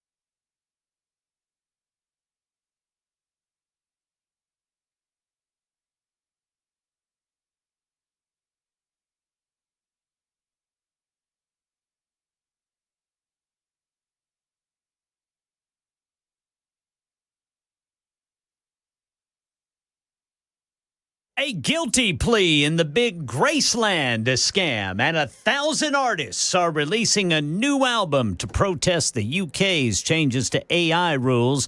These stories and more coming up at 2 on Super Talk 99.7 WTN. So let me just say to Megyn Kelly, in my 30-some years as a journalist and my 50-some years as a person of color, go yourself. Whoa, whoa, whoa. John Lemon. Boy. That lemon went sour. It did. Go yourself. Whoa, again, Don. Calm down. This is coming from your cousin, Todd Orange. Such a great name. By the way, some of you chimed in. I asked what would be your alias. I love some of these names. You guys, Chuck Vaughn. Sally Sunside. Wow. That's my name. Ignatius Finkelstein. Richard Dragon. That's a great one. What's up? Chuck Steak. Chuck Steak. Fanarkle Haffenpfeffer? That is great. Fanarkle Haffenpfeffer. Yes. That is great. Peter Remmer. That's a good one right there. What's up, everybody? It's Peter Remmer. How you guys doing? Hey, it's me, Todd Orange, over here with Ron Mexico. Ron Mexico. You guys didn't hear it before break. Michael Vick at one time and maybe had a situation where he had met somebody and they had informed him that they could be carrying some sort of venereal disease. And when he went and got checked, he told everybody, my name's Ron Mexico.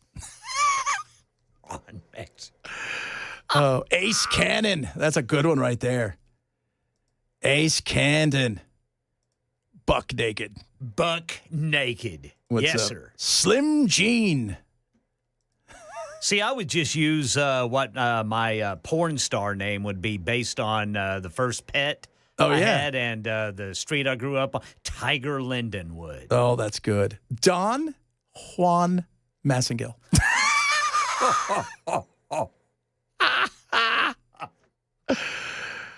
Mustafa Kareem Muhammad. Can you spell that? I cannot. No. I still like Ron Mexico. Bartholomew T. Waterbottom III. Junior Dr. Esquire. Goodness. Gonzo Beclair. Those are all the Jackhammer. Horsepower Thunderbolt. That's a great name. Somebody said Jackhammer? Yes. Jackhammer. Ishmael Yoder. Oh, that's a good one. That is a great one. Somebody said, don't stay on air. I won't. JT Eversole. JD Eversole, how you doing? That is great. Jackhammer Thunderbolt. That is a brilliant name. That's a great name, Perry. That's a great name for a rock band. Yeah, rock band, guitarist. I'd be Cougar Mellencamp. Cougar Mellencamp. What's up? It's me, Cougar Mellencamp. I'm sure it is. Those are great names. Lucifer. Ron Bond.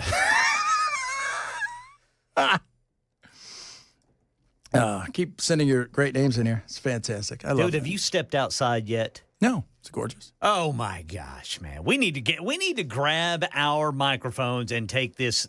We need to take this last hour outside. I would do it. I don't know. Oh my gosh. If they would let us, but I would totally. I got zero problems with that. I would totally go outside right now. Dude. Yesterday it was pretty nice too, and I came in and Bell's all, it's freezing outside. Man, I've got 71 degrees right now. There is nothing but sunshine bearing down on Music Row. What are we looking at, though? When's the next thing coming through? It's supposed to be tomorrow. I think it's supposed to be like Thursday morning. We're supposed to get some rain overnight, and then it's going to get back down into the 50s. Still not horrible, though. Not horrible. I was telling my wife because she I doesn't can handle that. You know, because when it's like 20, and I don't want to take the dogs out. So I take the dogs. They have their little jackets on. Yeah. And I'm like, it's gorgeous outside yesterday, even though it was still a little on the cool side. I said, but when you go from 20 to 60, you feel that. Yeah. You feel like it's bikini weather. Absolutely. Coming up, third hour of the program. A lot of stuff to get to. Matt's in there hanging up a "Don't Tread on Me" flag. I'm not quite sure why. Probably has to do with his hair. By the way, come out, see Matt get his head shaved. Bald with one tuft in the front. He's going to look just like a Hare Krishna. It's going to be fantastic. That is a week from tonight. Get your tickets now. It's a big night. We're going to be doing lots of fun stuff, so be prepared for it. Come out and join us, Nashville Palace, 6 p.m. to watch Trump and his triumphant return to the hallowed halls of Congress. The Chad Benson Show, Super Talk 99.7.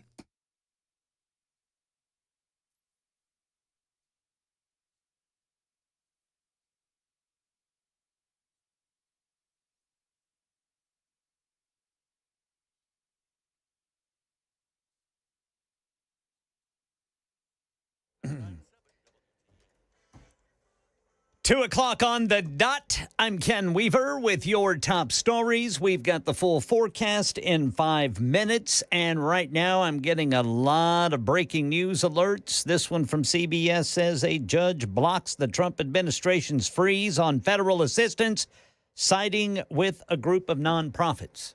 A Missouri woman faces decades in prison after pleading guilty in a plot to sell Graceland. Lisa Janine Finley in court today in Memphis. Authorities say she claimed Elvis Presley's daughter, Lisa Marie, borrowed $3.8 million from a bogus private lender and put up Graceland as collateral before her death in 2023.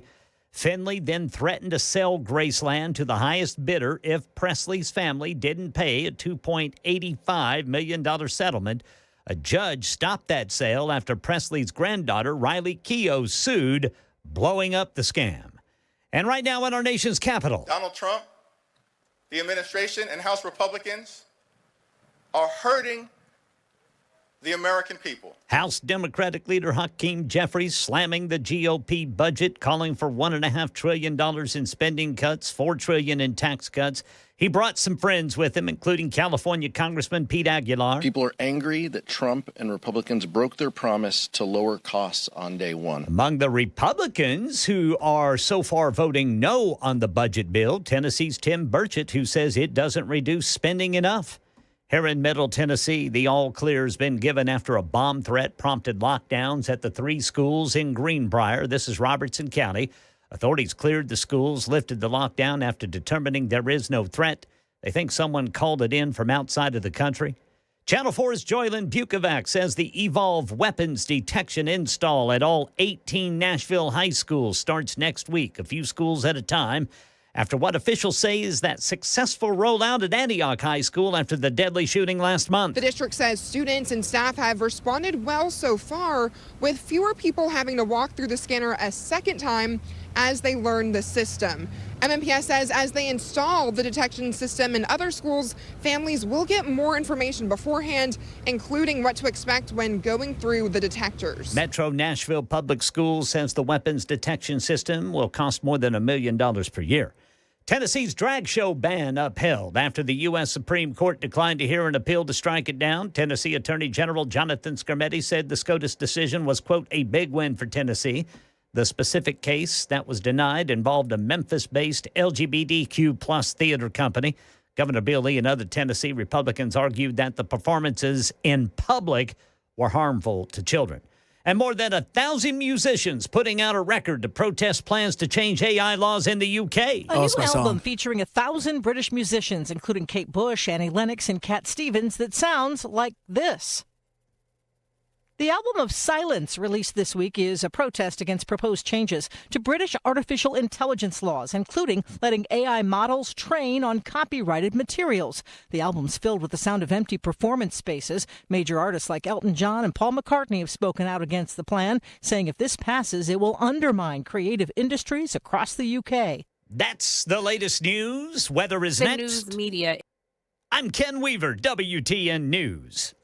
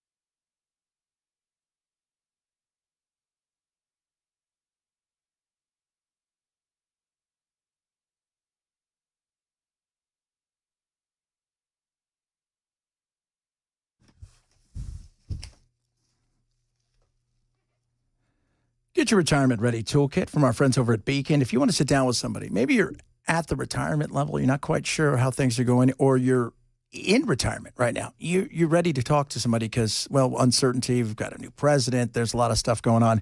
Beacon is local, and they're here to help. They're going to get your retirement ready toolkit at no cost to you, and it's a smart thing to do. First thing you're going to get is a Money Enough for Life book. Okay, it's a great book, and then a retirement planning checklist and a maximizing your retirement income white paper. Again, no cost, no obligation, and no pressure, and they're local. Beauty about Beacon is you sit down, you press flesh, and you talk to them about all the things that they're doing when it comes to helping you along the way. Call them today and get that retirement ready toolkit, 615-488-9303, 615-488-9303. You're going to get the free retirement ready toolkit with all that stuff I talked about. And again, no cost to you whatsoever. Call Beacon today, 615-488-9303, or online at askbeaconnow.com.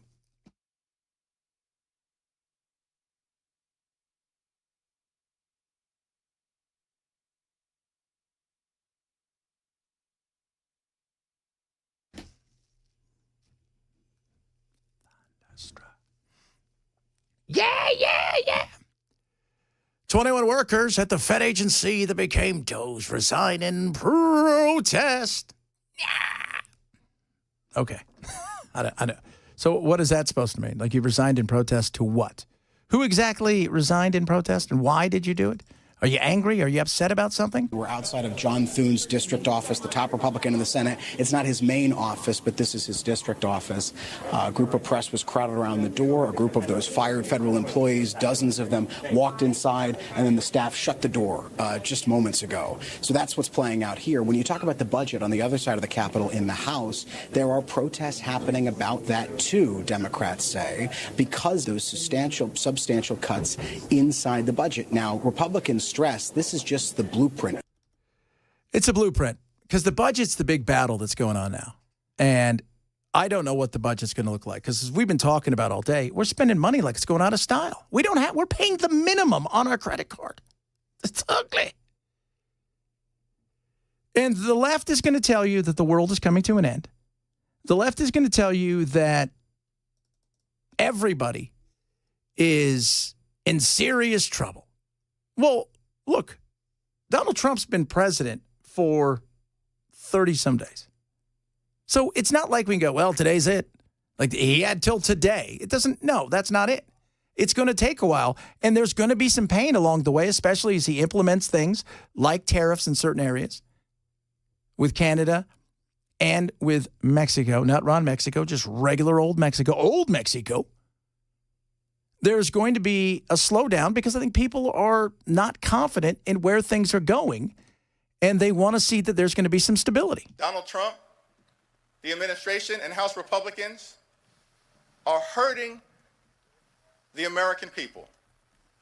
It's unacceptable, unconscionable, un-American, and we are not going to stand for it 1 minute. Oh, because it's un-American, it's all that. How about democracy? Hey, guys, is democracy being under attack at all today? I want to know. Everything we care about is under assault. The economy is under assault. The safety net is under assault. Our very way of life as a country is under assault. Democracy itself is under assault. Is it? Is it really under assault? I'd like to know. Because when I hear that, I want to know how under assault it actually is. You're telling me it's under assault. What exactly is going to happen?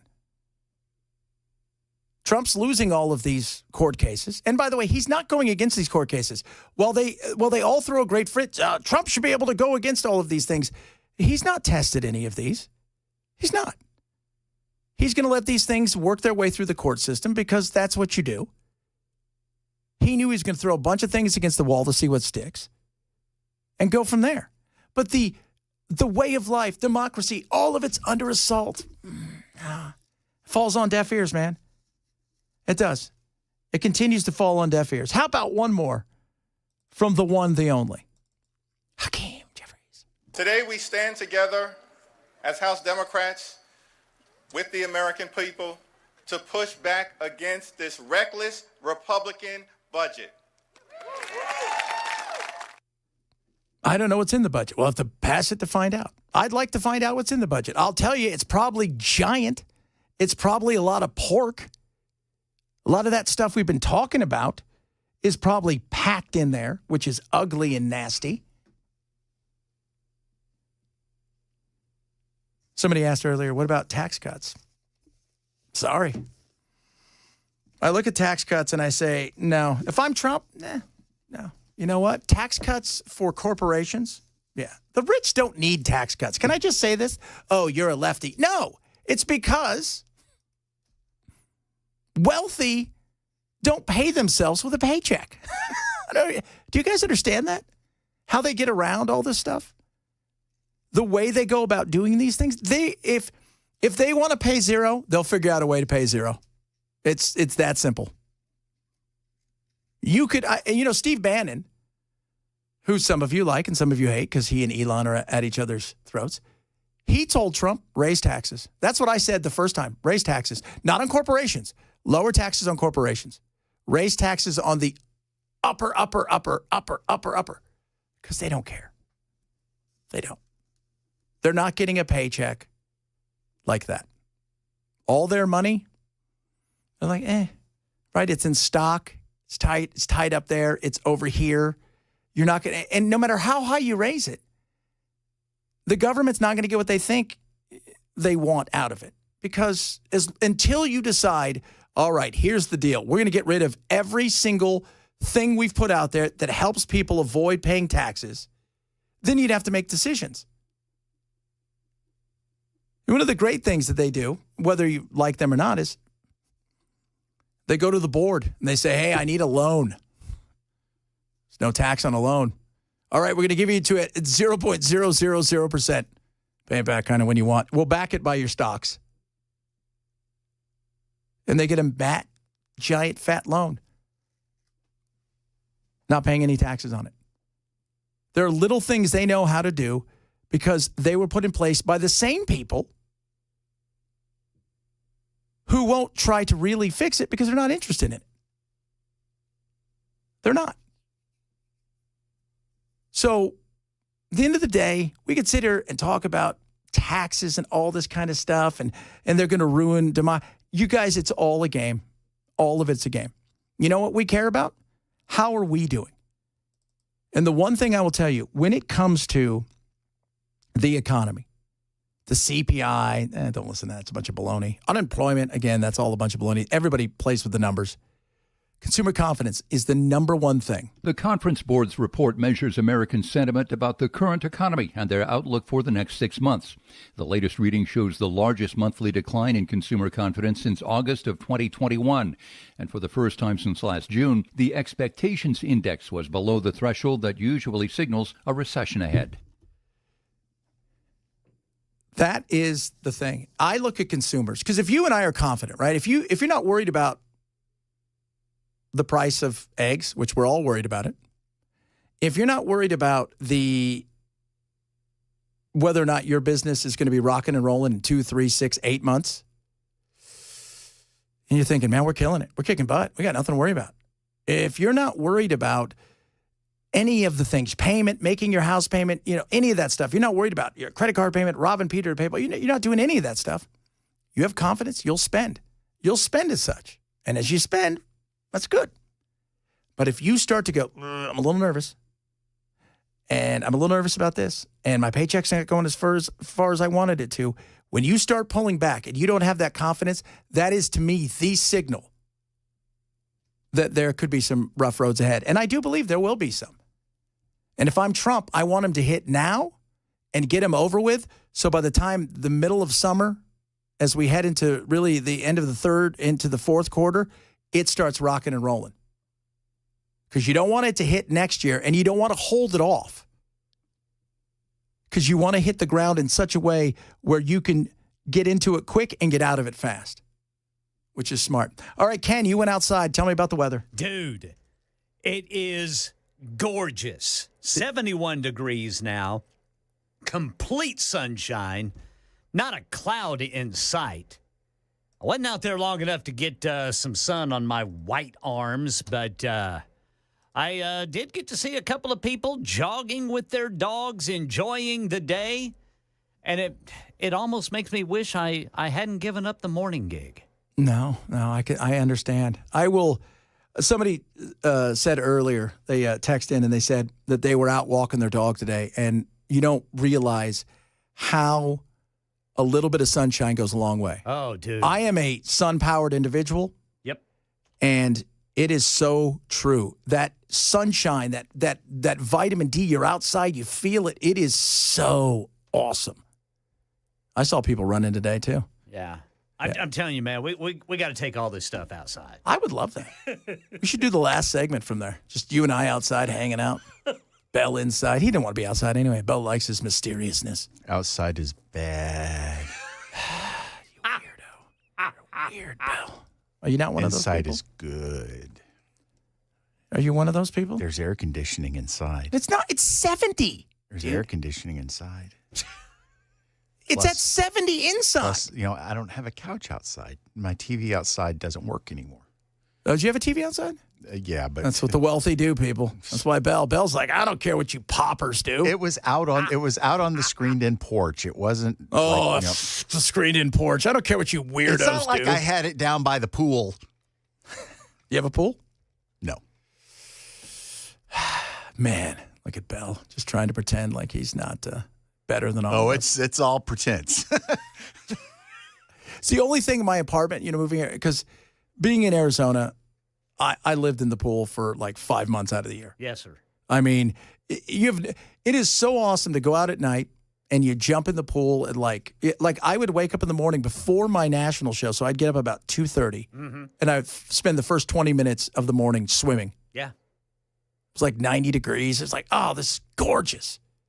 I'd go play pickleball because I have a little pickleball court right there, and then I'd run over in between. I'd play for 30 minutes to jump in the pool. It was just awesome. And I'm sun-powered, and since I've been here, the sun's not always been powering me. No. And it's so good for your mental health. Yeah. January and February suck. I don't like them. When's the stormy season? That's getting ready to fire up. That'll be March. So what does that look like? Latter part of March. What that looks like in Tennessee is nighttime tornadoes. Oh. Yeah.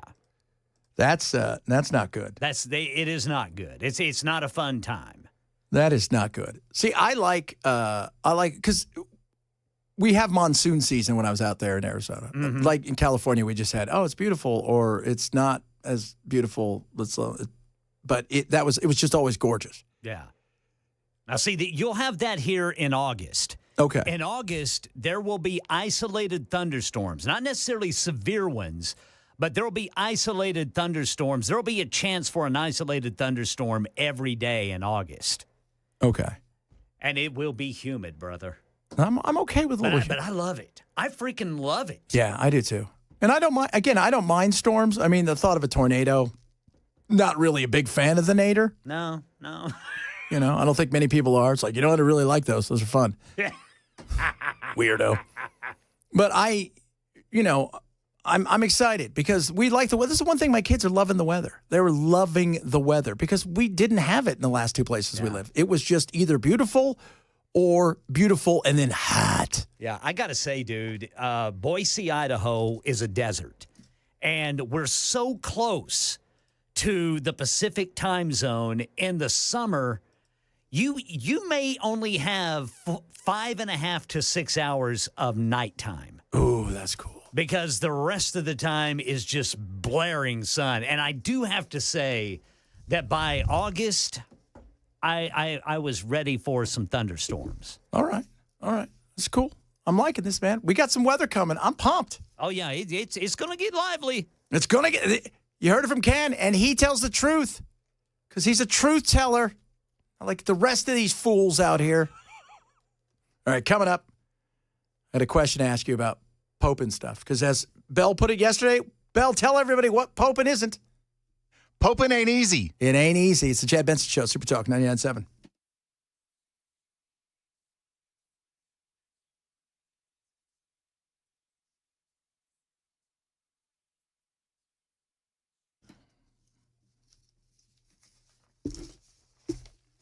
Prize Picks, kids.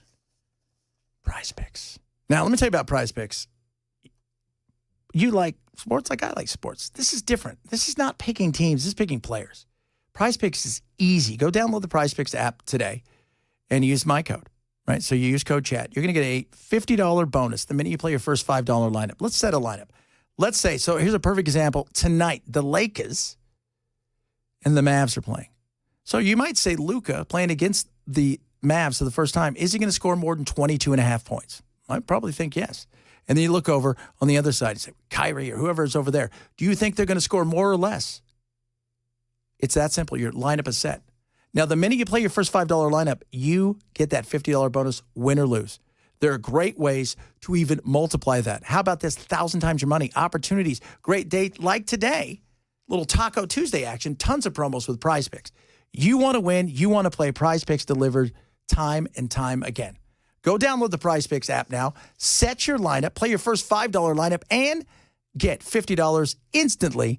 Prize Picks. Run your games. Must be 21 and present in Tennessee. Gambling problem? Call TN Redline 1-800-889-9789.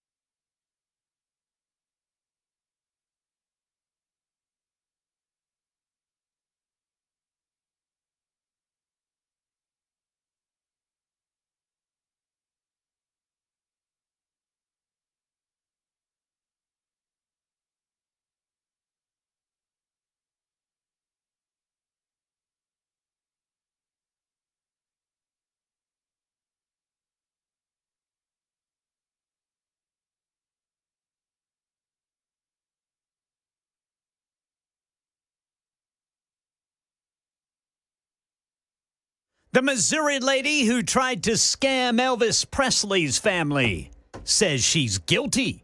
We'll tell you about it at 2:30 on Super Talk 99.7 WTN. Cardinals and the faithful gathering in St. Peter's Square. My prayer is that will be done, really. I don't know what to pray for. I hope he's not suffering.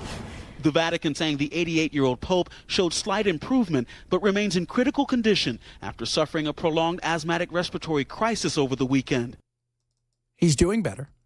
And as we all know, poping ain't easy. The oxygen supplementation has decreased, which indicates that he's breathing better on his own. But as I stated, a lot of these variables can change on a dime, and you have to always be paying attention when managing critical patients. And 88-year-olds. Okay, because we throw that out there. So here's a question, because, you know, he was close to death. And the reality is he's 88. Anything could happen.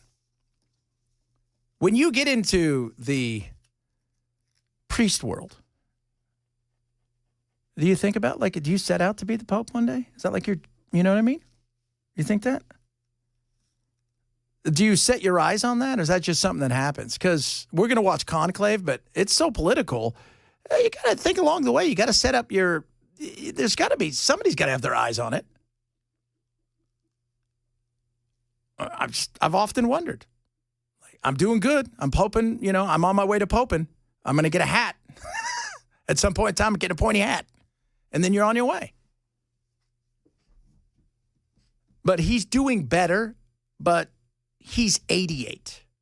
And I think we need to remind ourselves of that for when the time comes. And he can retire, too. I think everybody thinks you have to stay. Remember the other Pope lived next door, which was weird. He lived next door in the room next to him for quite a while. You think he used to come out once in a while and just shake his head and go, "You're not doing a good job. I did it better than you. I poped better than you. I told you it wasn't easy, but you didn't listen. Oh, my goodness. Craziness. A lot of you texting in. By the way, not everybody's happy about the warm weather coming. Just want to point that out there, Bill, and everybody. I'm excited. That's kooky talk, man. I know. I'm telling you. That is one of the truest things that Ken Weaver has ever said in his life. I'll take 95 degrees and 60% humidity over cold weather any freaking day. I agree with him except for the humidity because my hair would frizz. I can't wait to see that. I can't wait to see the hair frizz. It's ugly. Is it? It's ugly. Somebody typed in, Pope ain't easy. It isn't. It's not. And I'm telling you, there's got to be somebody's like, one day I want to be the Pope, right? It's like, why'd you get into churching and stuff? And it's like, opportunities. I wanted to be the Pope. And then you get to go to be the Pope. Get the robes and all the stuff, right? You get to drive around in the Pope mobile. Yeah. Which is kind of cool. Remember I remember, this is how old I am, much like back in the day when you used to be able to go to the airport and just buy a ticket, wander onto an airplane. Just go in there. Much like back in the day, there was a day when the Pope didn't have the Pope mobile.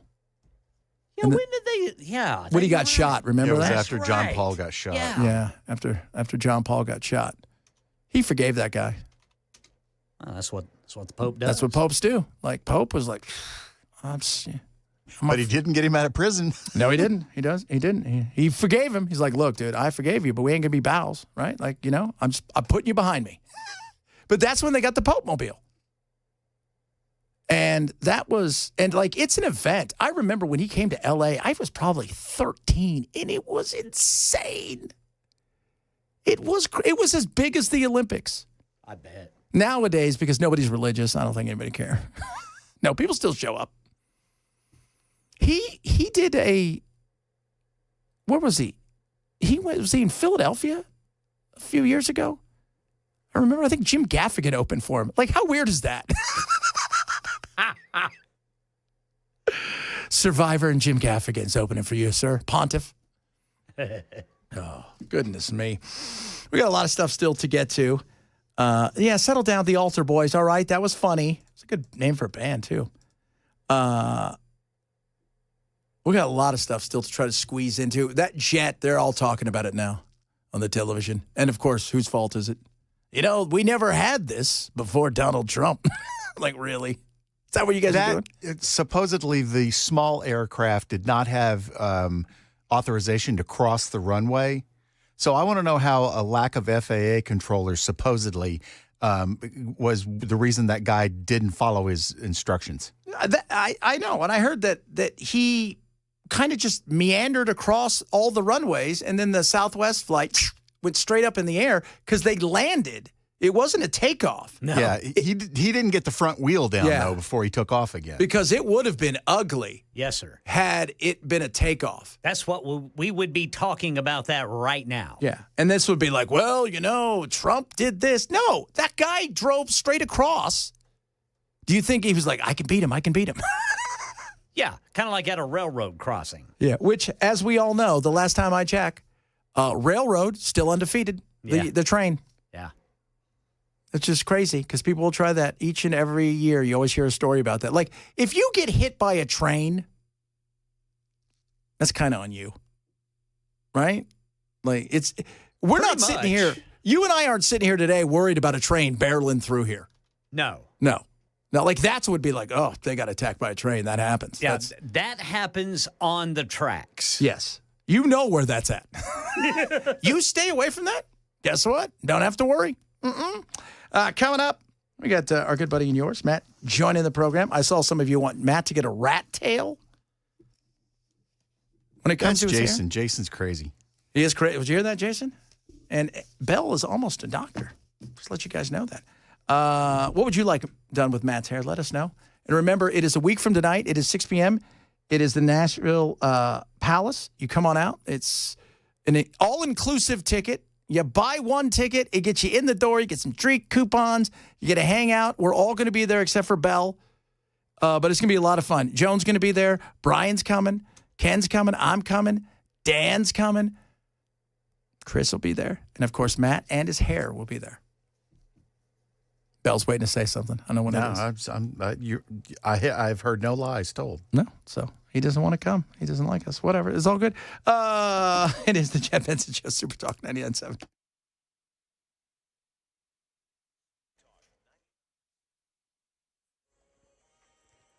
.2:30 on the dot. I'm Ken Weaver with your top stories. Drivers, we've got a problem with a disabled vehicle blocking the right lane. This is going to be 65 southbound near Trinity Lane. That's exit 87. Got the full forecast in 5 minutes. Well, that Missouri woman who authorities say tried to scam Elvis Presley's family says she's guilty. Lisa Janine Finley in court in Memphis today pleaded guilty in hopes of getting a lenient sentence. She faces up to 20 years in prison. She had claimed Lisa Marie borrowed $3.8 million from a bogus private lender with Graceland as collateral before her death in 2023. She then threatened to sell Graceland to the highest bidder unless the Presley family paid $2.85 million in settlement. A judge stopped the sale after Presley's granddaughter, Riley Keough, sued, blowing up the scam. Another airline mishap to tell you about. Fortunately, this one didn't hurt anyone. A Southwest Airlines flight 2504 out of Omaha, was landing at Chicago's Midway this morning, but the pilot had to abruptly take off again to avoid slamming into a business jet that had landed on another runway without authorization. The FAA now investigating. Democrats in the House slamming the big Republican budget proposal. Here's California Congressman Pete Aguilar at a news conference today. Trumponomics sucks. And nowhere is the harm of Trumponomics more exemplified than the Republican budget. Even some Republicans don't like the proposed budget, but for different reasons. Tennessee's Tim Burchett says it doesn't cut enough spending. Still, House Speaker Mike Johnson believes he can swing Burchett and two other Republicans into voting yes this week. Jim Ryan is in Texas, where the latest Jeff Bezos launch happened this morning. Ignition. It was Blue Origin's 10th space tourism mission from its West Texas launch site. The crew members included a venture capitalist, a Spanish TV host, a hedge fund partner, and a medical researcher. Blue Origin doesn't disclose its rates, but a ticket for the 10-minute suborbital trip goes for between $250,000 and $500,000. That's the latest news. Weather's next. I'm Ken Weaver, WTN News.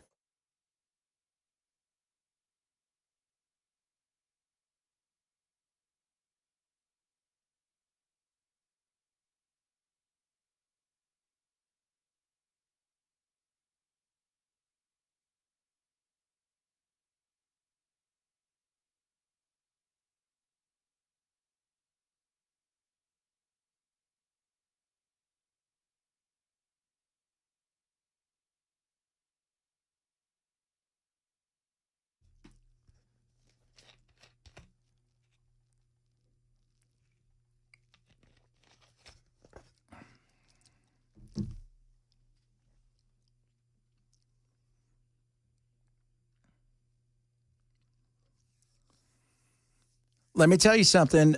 You've got cracks probably somewhere in the basement.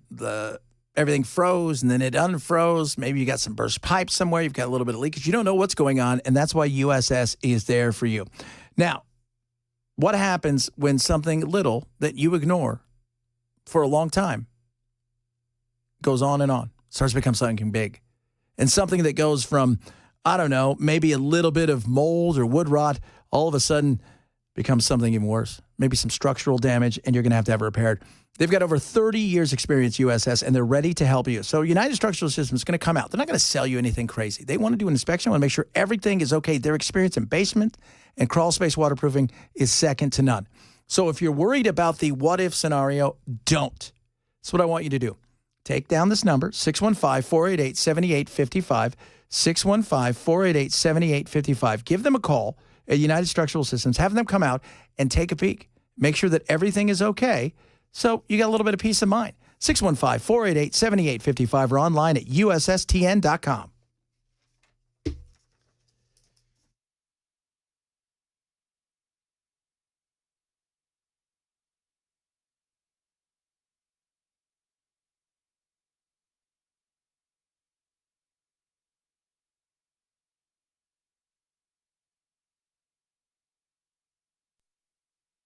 When are we going to let go of January 6th? Somebody like Senator reasonable than some of the folks that have been the most outspoken for the Democratic Party. Well, I think in terms of January 6th, look,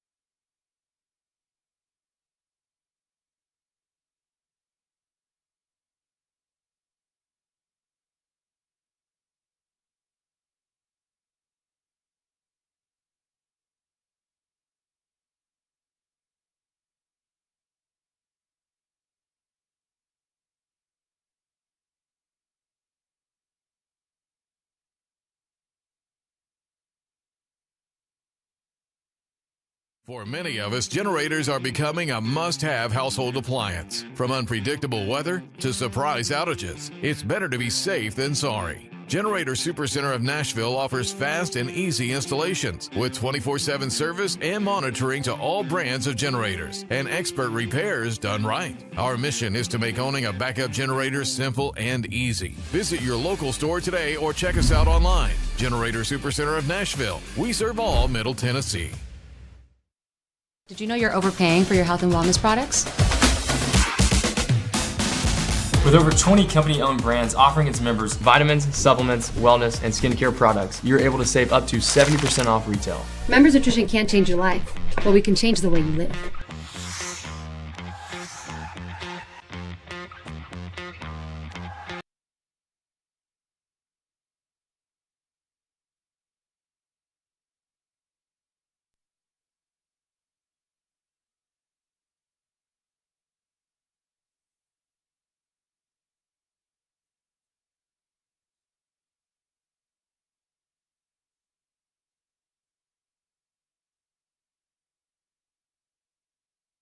Rough Greens, ruffgreens.com. Go use code CHAD. Now, what is Rough Greens? Well, it's a one-a-day supplement. Sprinkle it on top of your dog's food. One scoop, away you go. It's going to help your dog with so many things. It's got vitamins, minerals, probiotics, omega 369, fruits, vegetables, all this incredible stuff. Just like we need supplements, they do. They have a 90-day challenge going on right now. First, you go to ruffgreens.com, use my code CHAD. You're going to get a Jumpstart trial bag for free. It doesn't cost you anything but shipping. Then take the 90-day challenge. The first 30 days, shinier coat, more energy. You're going to notice that. By day 60, stronger immune system, less shedding, and the mobility, the joint function, it's there. It's crazy. You're going to see it. You're like, oh, my goodness, this is amazing. And that's because of the live nutrients inside the food. By day 90, it's like you got a whole new dog, right? Their immune system is great. Better digestion and improved heart health. Try a Jumpstart trial bag today of Rough Greens and take the 90-day challenge. Use my code CHAD when you go to ruffgreens.com and watch what happens. You cover the cost of shipping. They get you out a bag for free. ruffgreens.com. Use code CHAD.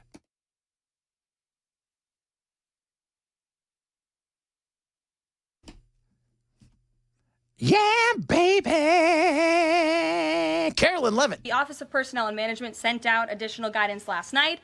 Those responses should be directed to agency leadership, and the president defers to his cabinet secretaries, who he's obviously entrusted to pursue the guidance relative to their specific workforce. And for some of the agencies that you've seen who have said, please don't send these emails, it's in their best interest for that specific agency, and the president supports that.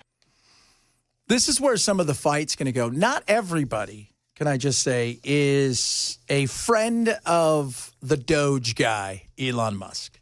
And I think we're seeing that with a few of the guys and gals out there who have basically said, yeah, you don't have to send anything. We're going to be handling our own business. And I think there's more because you have egos. And egos get involved, things get a little wacky. It's the truth. Cash, this is my crew. You're not going to tell me who I can and can't get rid of. And you're going to find out that there's going to be some clashing. So you can sit here and say it's in the best interest of the president. Trust me, I'm sure they've talked to the president. And this is where some of the battering's going to go. Pete Hegseth, Tulsi Gabbard. This is the stuff that I think you're going to see some of the clashing because not everybody's a fan of Elon. Not everybody's a fan of the fact that Elon, he's a little bit Rasputin-y in their minds. He's got a lot of access to the president. I don't think he's that way. Well, I mean, he does have a lot of access. But do some of them feel that way? Yeah, I'm sure they do. Do I think he is doing anything to undermine them? I don't. I think he's singularly minded, at least I would like to think so, on getting this stuff kind of hammered out. And I think he's going to run into the bureaucracy that is eventually going to frustrate him to no end as they continue to lose court case, and it's going to drive him crazy. What I said yesterday, as I did a video, if you guys have a chance, go check it out. Chad Benson Show TV on the YouTube. Like and subscribe. Appreciate when you do that. One of the things that I said is, we as a nation, think of it like this. We're obese. We're at the point where we're almost morbidly obese. I mean, we're not quite buying 2 tickets on an airplane, but we're on our way. And the doctor said we got to get some weight down. So I'm kind of hoping Doge is a little bit like Ozempic. It's going to take off some, but ain't going to take off a lot. We're still going to have a bit of the dad bod. Yes, Bill.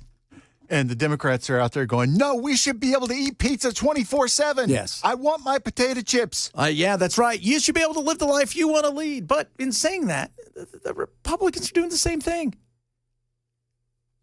You didn't listen to that lady earlier. We'll play some for you in a bit. But here's a woman who is been brought on by Elon Musk. And she's kind of not, she's working not side by side, but a little bit in conjunction with the Doge people.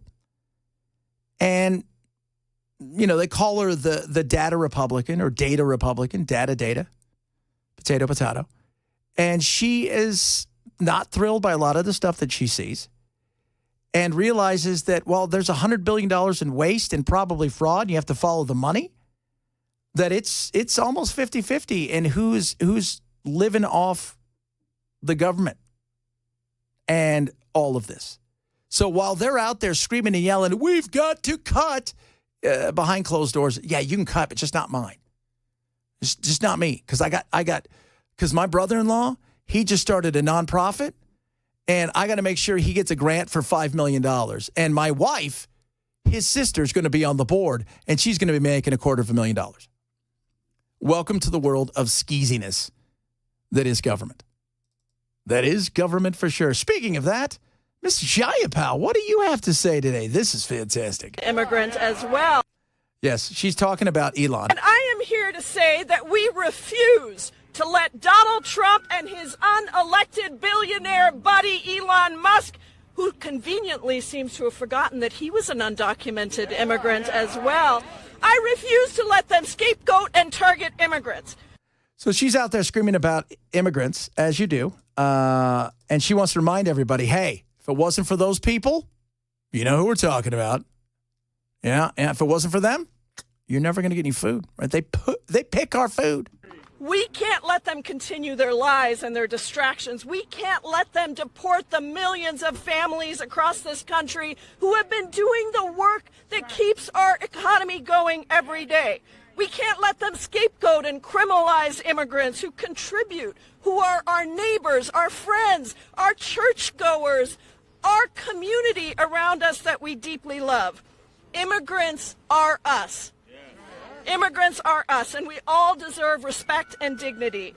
If you look at the food that's on your table, think about who picked it. If you look at your homes, think about who built them. If you look at your vulnerable elders and your kids, think about who's taking care of them. She's not often wrong in this kind of thing. She's often wrong about a lot of stuff, but this, she's got a little bit of right there. A lot of places around the country, they're building homes. If you don't speak Spanish, good luck getting on a crew. And by the way, there's not a lot of people out there applying for those jobs. And when it comes to, trust me, I came from a farming area out in the godforsaken nowhere in Arizona. I didn't see a lot of dudes out there and gals that look like, hey, check it out. My name's Chuck and this is Chip and we're out here. No. That being said, if you want to fix this, because this is a problem you created. I remind you, Democrats, you created this because you allowed unfettered access to our border from anywhere in the world. So just come on down, you invited them. And once they got there, you then doubly invited them in. And by doing that, you got the nation pissed off at you. So you did this. And then on top of that, you double down by going, hey, we don't want them to take away the nice neighbor next door. Oh, we don't want them. That's a good person right there. She makes tortillas or she does this or we don't want them to do that. But at the same time, you know they're looking for the worst first and you're trying to protect the worst first in this situation. That, my friends, is a you problem. That is a you problem. Keep doing that and you're going to get what you get. Now, do I think that they're going to deport 10, 12, 15, 20 million people? I don't know how many people are here. I mean, it's been 12 million since I was a kid. So do I think that's going to happen? No. But that being said, the nightmare that's happening right now that you think is happening because of the border and the way that Trump is going after these, that was a you problem from allowing people in there. You look and see what's going on in Europe. The Europe is going to the right a little bit. And the reason is, same thing. People have absolutely unfettered access to their immigration and to their shores and to their borders, and they've got in, and they're changing the culture. The one thing that we have that they don't have, people are going to a lot of these countries over there. It's safe. They get great benefits. I mean, you think we get benefits. These guys get great benefits. And they are essentially protected in so many ways. And they want no part of being German or Swedish or British. They want no part of that. I think you can say about a lot of people that come here from different countries, yes, even illegally, is they look at America as, it's America. It's the land of the free. It's the opportunities, the golden goose. It's not that way in Europe. But we've got to protect our borders, which we've done. I mean, the easiest thing Trump could do was what he did there. Now it's finding out what's here and who's here and how do we deal with them. Because that is important. We don't have the manpower. We don't have the money at this moment in time to get a lot of this stuff done that, we're going to get rid of everybody. That's just not going to happen. So don't be disappointed. And you can't be mad at Trump while he says we're going to get rid of everybody. It's not happening.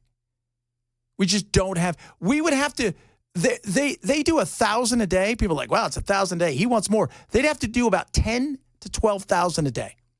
And that means hold them, then release them into the other country. That's just not going to happen. But what somebody like Jayapal does, where she was right in a lot of that stuff, because we're all, I want them gone, but there's people down the street. I was just watching a guy on CNN. I wish I'd have pulled the audio from earlier. He's a farmer. He's in Colorado. And he says, you know what? Most of the people that work my farms, not all of them, they're Latino, they're Hispanic. Some of them are here illegally. Some of them are here legally.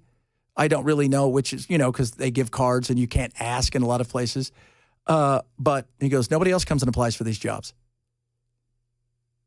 So there's tons of frustration. But when you get mad because you heard Trump talk about immigration this way or that way, remember, America was behind him on this because Biden and the Democrats allowed this to happen. All right, we're going to wrap it up straight ahead. We're going to talk about Matt and his hair. It's going to be here next. I'm going to interview his hair, find out what it wants to be a week from today. It's the Chad Benson Show. Super Talk 99.7.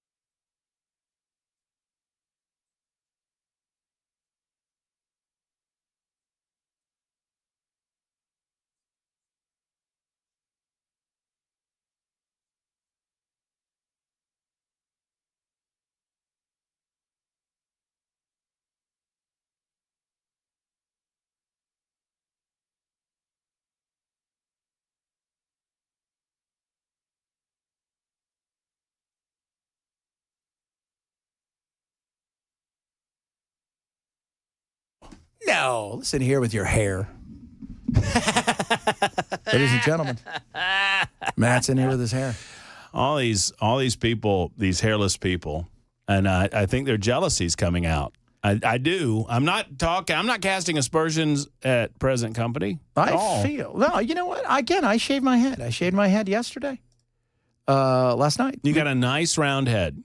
Have you ever had your? I've got a lumpy head. Yeah. See, if I looked to the floor, you could set a Coke can on top of my head. Dude, I got to be honest with you, man. I dig your hair like this. It's a lumpy head. I dig your I hair. get I did a little trim. The singing barber's going to do it. I heard. A fellow by the name of Noah Peters, who apparently has a huge following, and I did not know. He's going to be on the show Friday at 6. We're going to talk about, singing and He was on The haircutting. Voice, right, or one of those things? He was on, I think he was on American Idol, and I think maybe The Voice. Yeah, I'm something not like sure. that. He was on a couple of those shows, and he's a very popular and well-known fella, and I had no idea that he was familiar with the show, but apparently they are, and they reached out, and we reached out, and so they're going to come out next Tuesday.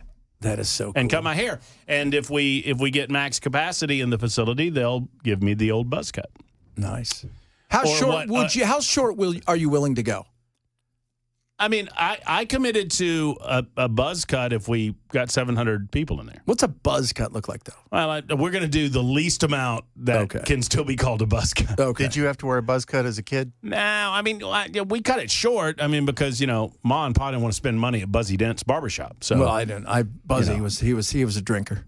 And Buzzy, it really didn't matter what haircut you asked for at Buzzy's. Buzzy was giving you whatever he did. No, Buzzy, I was sitting there. I remember this with my grandpa, and it's Buzzy. That was, I guess, his nickname, obviously. But Buzzy Dent was our barber in our hometown. And there's this guy with kind of shaggy hair that's walking across the parking lot. And there's like 10 older guys and me. And Buzzy says to the entire barbershop, whatever this guy asked for, he's getting it high and tight. And the guy comes in, and Buzzy puts him in front of some people, and he sits him down, and the guy goes, I just want this and that and the other thing. Zzz, zzz, zzz. And the guy's like, this is a lot shorter than I wanted. Oh, sorry. He walks out, and everybody laughs. There you go. That's it. That's That'll be Buzzy $10, young man. that'll be, well, it was $5. It was $5. Come on. This is back in the day. It was Buzzy Dent. That's Buzzy. awesome. Mr. Buzzy. Buzzy Dent. Oh, yeah. So we're not quite sure, though, what we're going to do. No, we're not sure. What We'll see. does the better half think of your hair at this moment? I don't like it. Really? I think too shaggy. I like it, though. It looks cool. Well, you're very kind. I mean, I feel like the more my hair hides my face, the better. That's my position. Well, it's like beard, right? Beard is the larger man's last gasp at looking thinnish. Yes, sir. It's like, get the old goatee going. That's right. It's not a double chin. Yeah. It's my goatee. It's my goat. It's not a goatee. It's just a goat. Oh my! Did you hear about my goat's beard? Yes, I heard. You got this. I'm gonna have to shave my ball. Nah, that's it. I am. I hate when you do that. Just the ball. I'll be. So what I'll are they be going to asleep. do? For those of you guys who don't know, we're talking about the injury he had when he was playing professional softball. My shoulder, not professional softball, but my shoulder. So they go in, they separate the ball and the socket. They shave the ball. So if you're older and the socket, a nice shone ball. If you're older and the socket has worn, they have to replace both, which is a lot more complex, as you might expect. But in this, I don't know the complexities of it. I don't know what you do with the labrum. I don't know any of that. Will you be able to pitch again? I think my left-handed pitching days are over, but my right arm still pretty good. So how did you do this? I was doing softball in softball league, and my fat butt hit a ball to the gap. And the guy bobbled it, and I'm running to second base, and I saw him bobble it, and I thought, well, I can get to third. And my fat butt doesn't get a lot of triples. Yeah. For good reason. And so the ball comes in, and I dive. You Pete Rosed it? Yeah, I dove. Yeah, and I just completely, this hit the bag and just jammed all up in there, and just nasty and pain, and had to hold it down. And I should have gone to the doctor, but I did not. The question was, rubbed some dirt on it. safe or out? I was out. Oh. I was out. Didn't even get the triple. I was out. That's the worst. No, it stung. So when are you doing this? When are you having the... So here's the way medical insurance works. Yes. So the orthopedic, we established that it's a bone-related deal. And he says, you don't need a cortisone shot, but let's go ahead and give you a cortisone shot because the insurance is going to ask for a cortisone shot. And if I don't give you the cortisone shot, they're going to demand the cortisone shot before you can have surgery. Okay. So we did that. So it's a 3-month time frame, and then we got to figure it out. All right. It's going to be great. He should be ready for at least the second half of the season. He's coming up right now. He's taking you home tonight. Of course, the one and the only, the hair himself, Matt Murphy. Have a good one, guys.